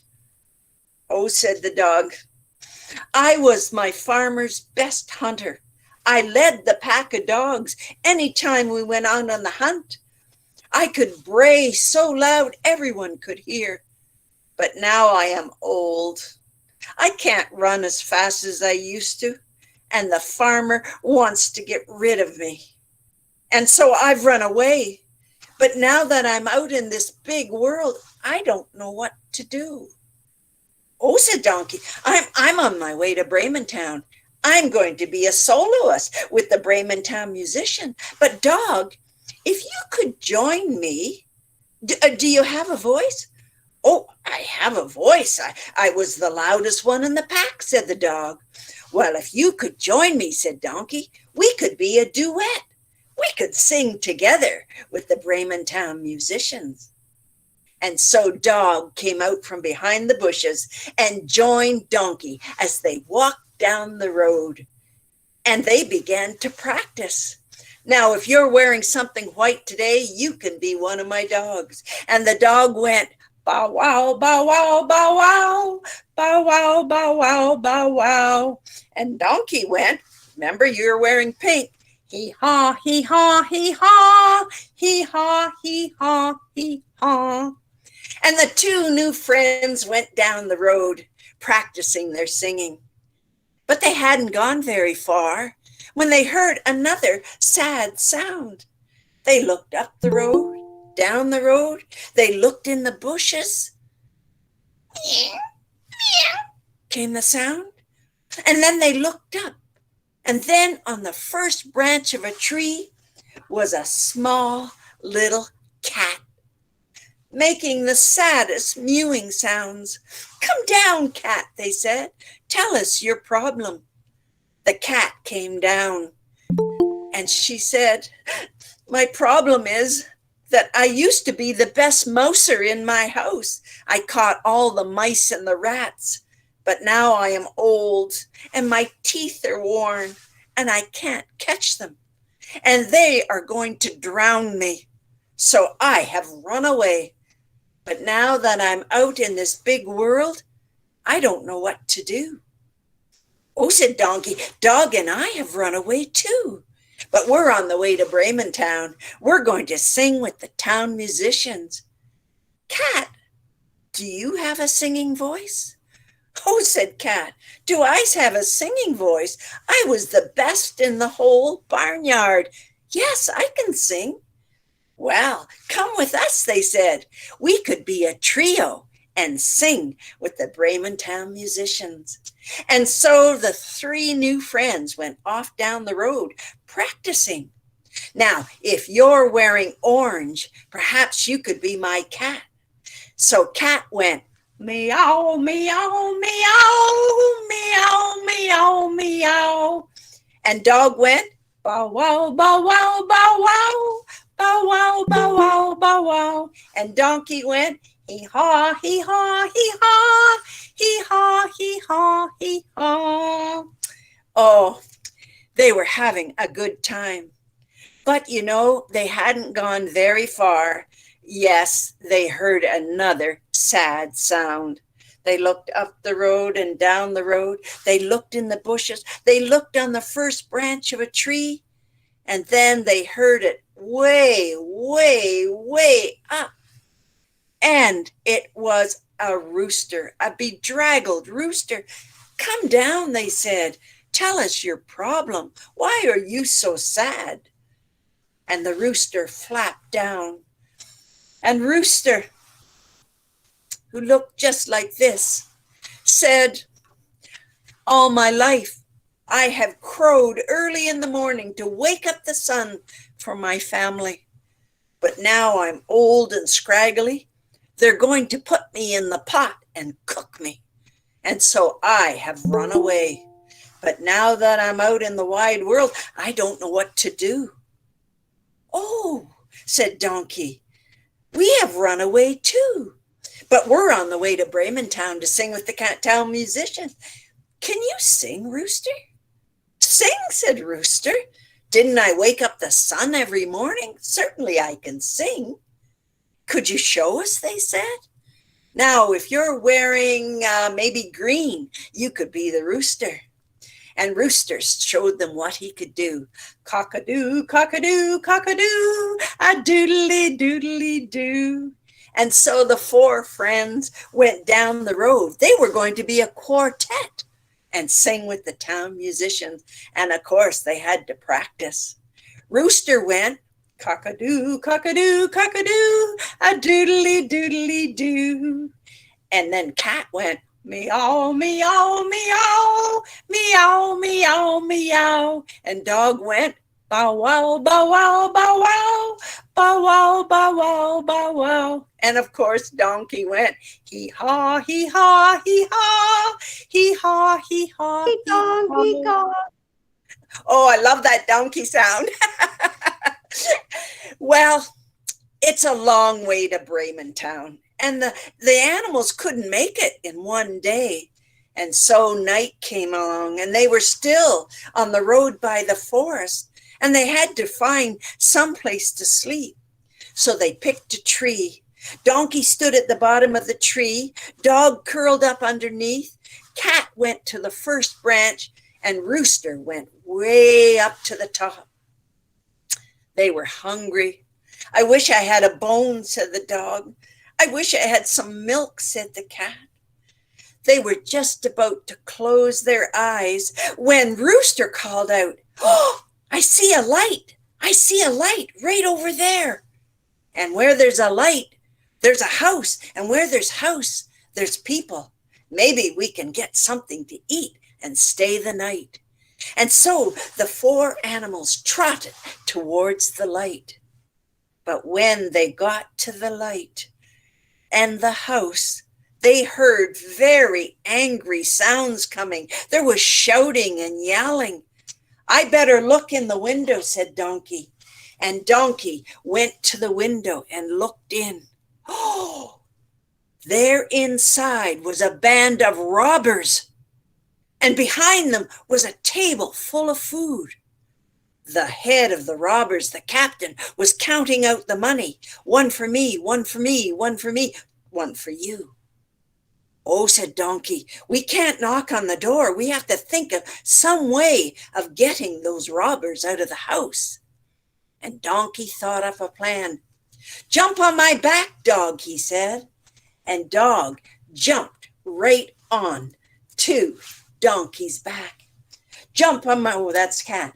There's Dog on the back. And then Cat jumped on the back, and then Rooster jumped on top. Now, we are going to make our most ferocious sounds on the count of 3. So on the count of 3, I want you all to make the sounds you were given. 1, 2, 3. Hee-haw, bow, wow, wow, cock-a-doodle, meow, meow, meow. When the robbers looked in the window, they saw the shadow of a strange monster. It looked like it had 4 heads. Oh, let's get out of here, said the robbers, and they ran from the house into the forest. Donkey, Dog, Cat, and Rooster went into the house. Oh, the food was wonderful, and they started eating it. Well, a little bit of time passed, and in the woods, the robbers gathered. The captain said, I don't know what kind of monster that was that scared us out of the house, but someone has to go back and see. And they drew straws, and one of the robbers got the short straw and had to go back. By the time he got back to the house, it was in darkness.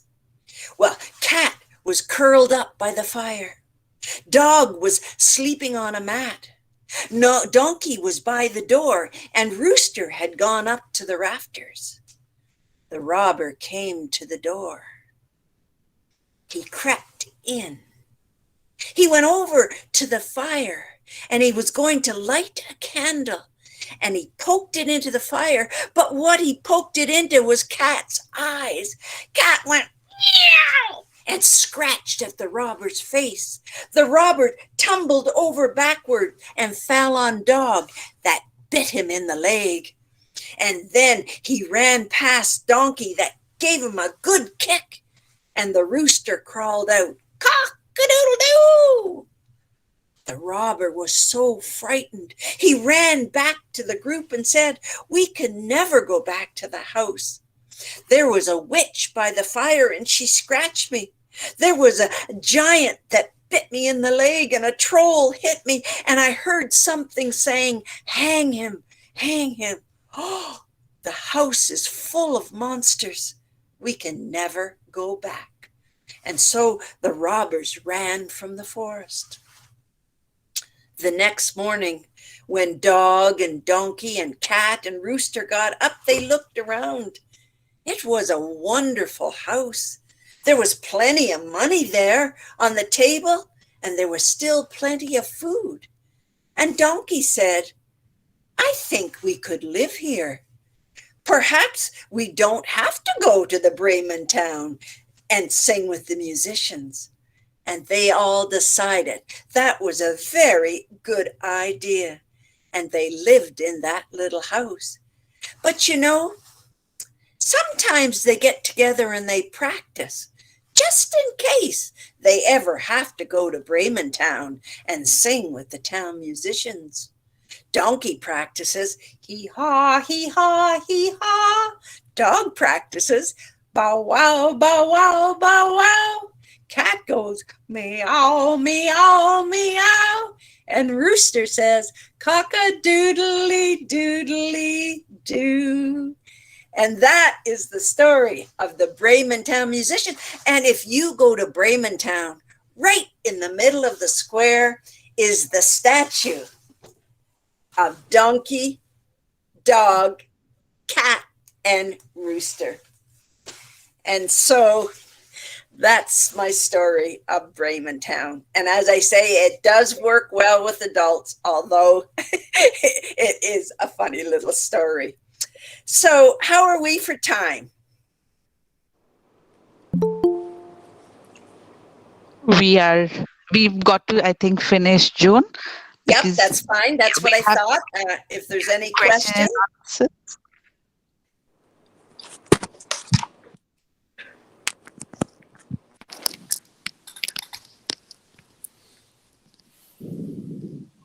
Questions, anybody?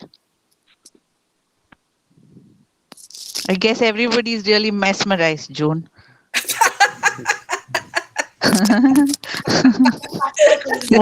It reminded me of my Childhood, ma'am. Thank you so much. I heard this story from my teachers, right? So it just Did you reminded me really? of their way of telling and your way of telling. He even demonstrated with animals also.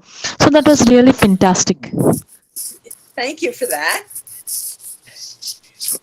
Now, do any of the listeners use props when they're doing storytelling?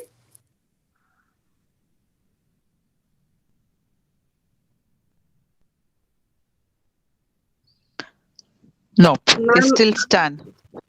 ma'am, I would like to add to this that it was one of the most interesting session that I've ever come across.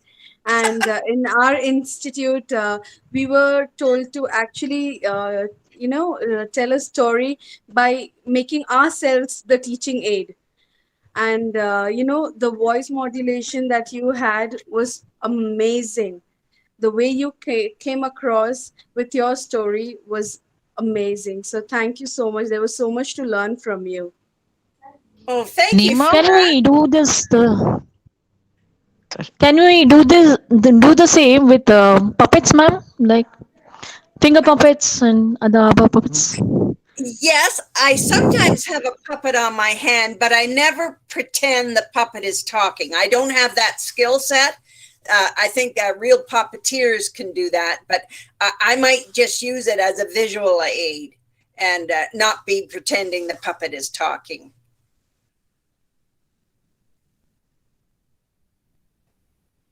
Oh, thank I you. think the most important thing about storytelling to younger children is you have to really like the story and enjoy the story yourself. You have to be having, in my opinion, you have to be having as much fun as you want the children to have. So, as I said in the beginning, it doesn't matter that you don't have a great singing voice. You just have to have the enthusiasm and to translate those stories across. And I hope that showed today. Ma'am, Zoom I is. have a question for you. Mhm. I'm sorry to cut you here. I just have a question to you. Uh-huh. Ma'am, while we are telling the story to the children, do we have to even interact with them in between of the story, or we should just, continue with our story and our modulation and our intonation and everything? Yeah. I don't let the children ask me questions or anything during the story. I'll invite the children to talk afterwards. And during the story, I'll invite them to participate. So that's where the interaction comes. So inviting some of them to be the donkey, or inviting them to be, maybe the troll. So I invite them into the story, but I don't take questions or anything. They'll have their hands up, and no, that waits till afterwards. And that helps a lot because the children are always eager to ask something. Do you let them, play the animal voices like braying and cockadoo Yes, and yes. mews? Yeah, that Yeah. is more interesting. They are participating in the drama, like. They're participating. Almost all stories I do for children has some element of participation. In that earlier story with the big man drum, I would have asked the children when they were decorating the monkey to tell me what flowers they found. So the children will come back with the flower. Oh, I found a daffodil. And then I'll say, and what kind of jewels do you think they would put? And so I take their response and put it into the story. Or I might even say something, what else do you think they saw? So all through the story, I am inviting them to participate.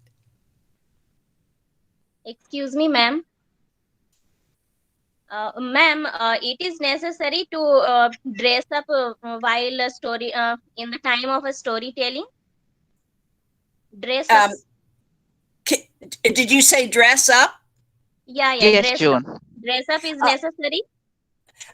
No. According to a storytelling story, like you are saying just a story monkey and roaster, then accordingly can we dress up or simply be in formal clothes? Well, there's no right or wrong for how you want to do something, in my opinion. I would not dress up myself because I like to stay in the character as the teller. So I wouldn't do that, but it might work for somebody else. I don't believe in saying there's right or wrong. You just have to find your own way that works best for you. So no. The only thing I might do, like if I was doing a segment for Chinese New Year, I might wear a silk kimono, just something that red silk kimono, something that reflects. Or today I might have worn something that maybe had monkeys on it, or just a small, subtle connection to the story.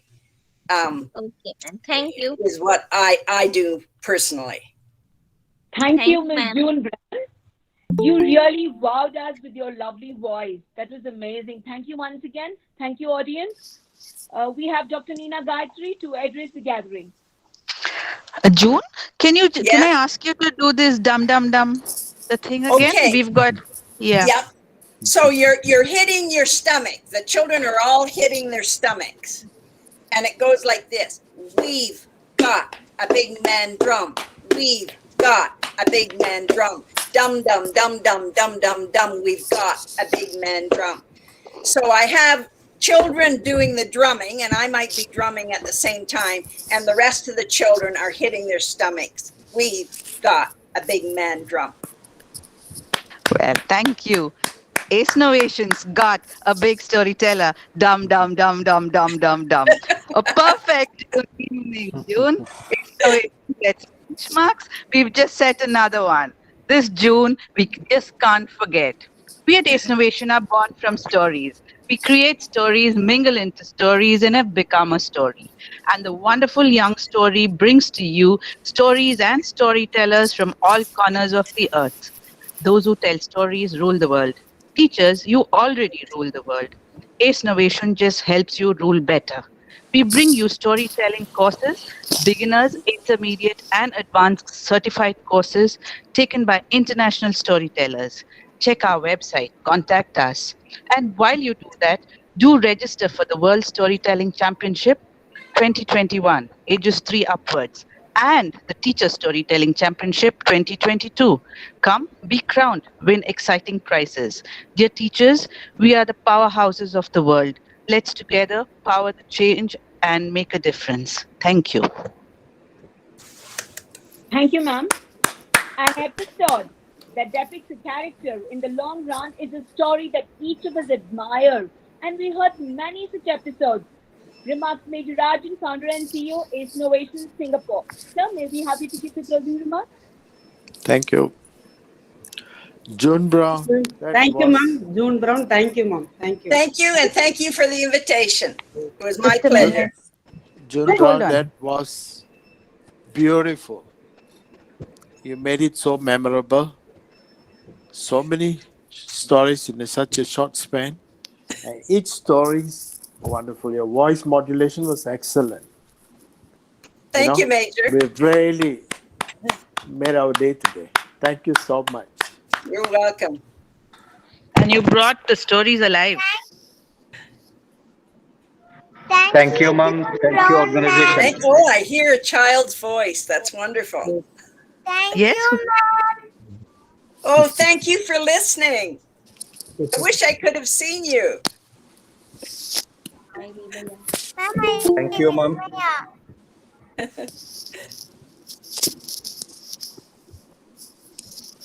Thank you, Major sir. Thank you.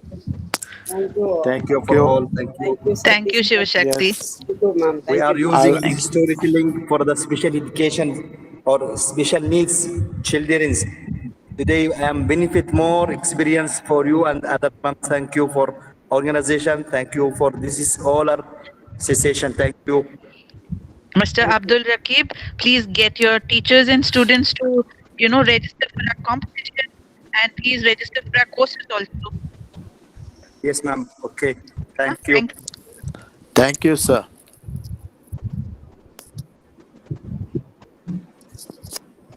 I'd like to thank TNT. Okay, sir. Yeah, Shiva Yes, Shakti. yes, Thank you, ma'am. Thank you, sir. and Vice Chancellor Mr. Panchanathan Panchanathan sir is there. to give us this opportunity. And I'm so happy that so many teachers have joined today. Really wonderful. Thank you for all this support, Madam Shiva Shakti, Thank you, sir. and your team. I'd like to thank Team H Innovation, Satish, and of course, Dr. Nina Gayatri for coordinating everything. Thank you so much. Thank you, sir. Thank you. June, Thank you, Major, for leading us. June. Thank you, Shiva Shakti madam. Thank Thank you, you. sir. Thank you, sir. Thank you, Thank Shiva you. Shakti. Thank Thank you. you, Dr. Meena. Thank you. Our thanks to Panchanathan sir also. Thanks to Bhavna, Viji, and the team for the Entire social innovation media. team. Yeah. Yes, entire innovation Thank you, team. June. Awesome June? team. She's left there. She left. Left. Team H Innovation, awesome work. Thank you. Yes, Bhavna, Viji. the interns, everybody. Yes. And Shiva All of Shakti, them. thank you once Thank you, again. ma'am. Thank you, ma'am. Thank you. Thank you. Tomorrow we log in by 5:45, Shiva Shakti. Yes, ma'am. Yes, ma'am. Yeah, and also this muting and all. Ma'am, No, we need ma'am, to I take got it. 6:30 to 8:30 p.m. So that's no possibility. Sorry. No, better. Satish is going also to the that's why I called. That's okay. Anyway, and this muting also, no, we have to check tomorrow onwards. Okay, ma'am. Thank you. Yeah, yeah. Otherwise, perfect. Thank It was you. a wonderful Once session. again. No? Yes. Beautiful session Satish? today. Thank you for all the teachers who asked so many questions. Yes, and who Yes. gave all the comments also, in the comments box. And so nice it was. Okay, see you all tomorrow. Sir, Thank you. 300 above participants attended YouTube also, sir. How many? 300 above, ma'am. Oh, very good. Okay. Thank you. Right. Thank you. Thank you. Thank you. Thank you. Thank you so much. Thanks, Satish. Thanks, Major. Thank you. Good night. Thank you, Yes, Media. thank Good you. night. Good night. Bye-bye. Good night, ma'am. Night. See you tomorrow. See you.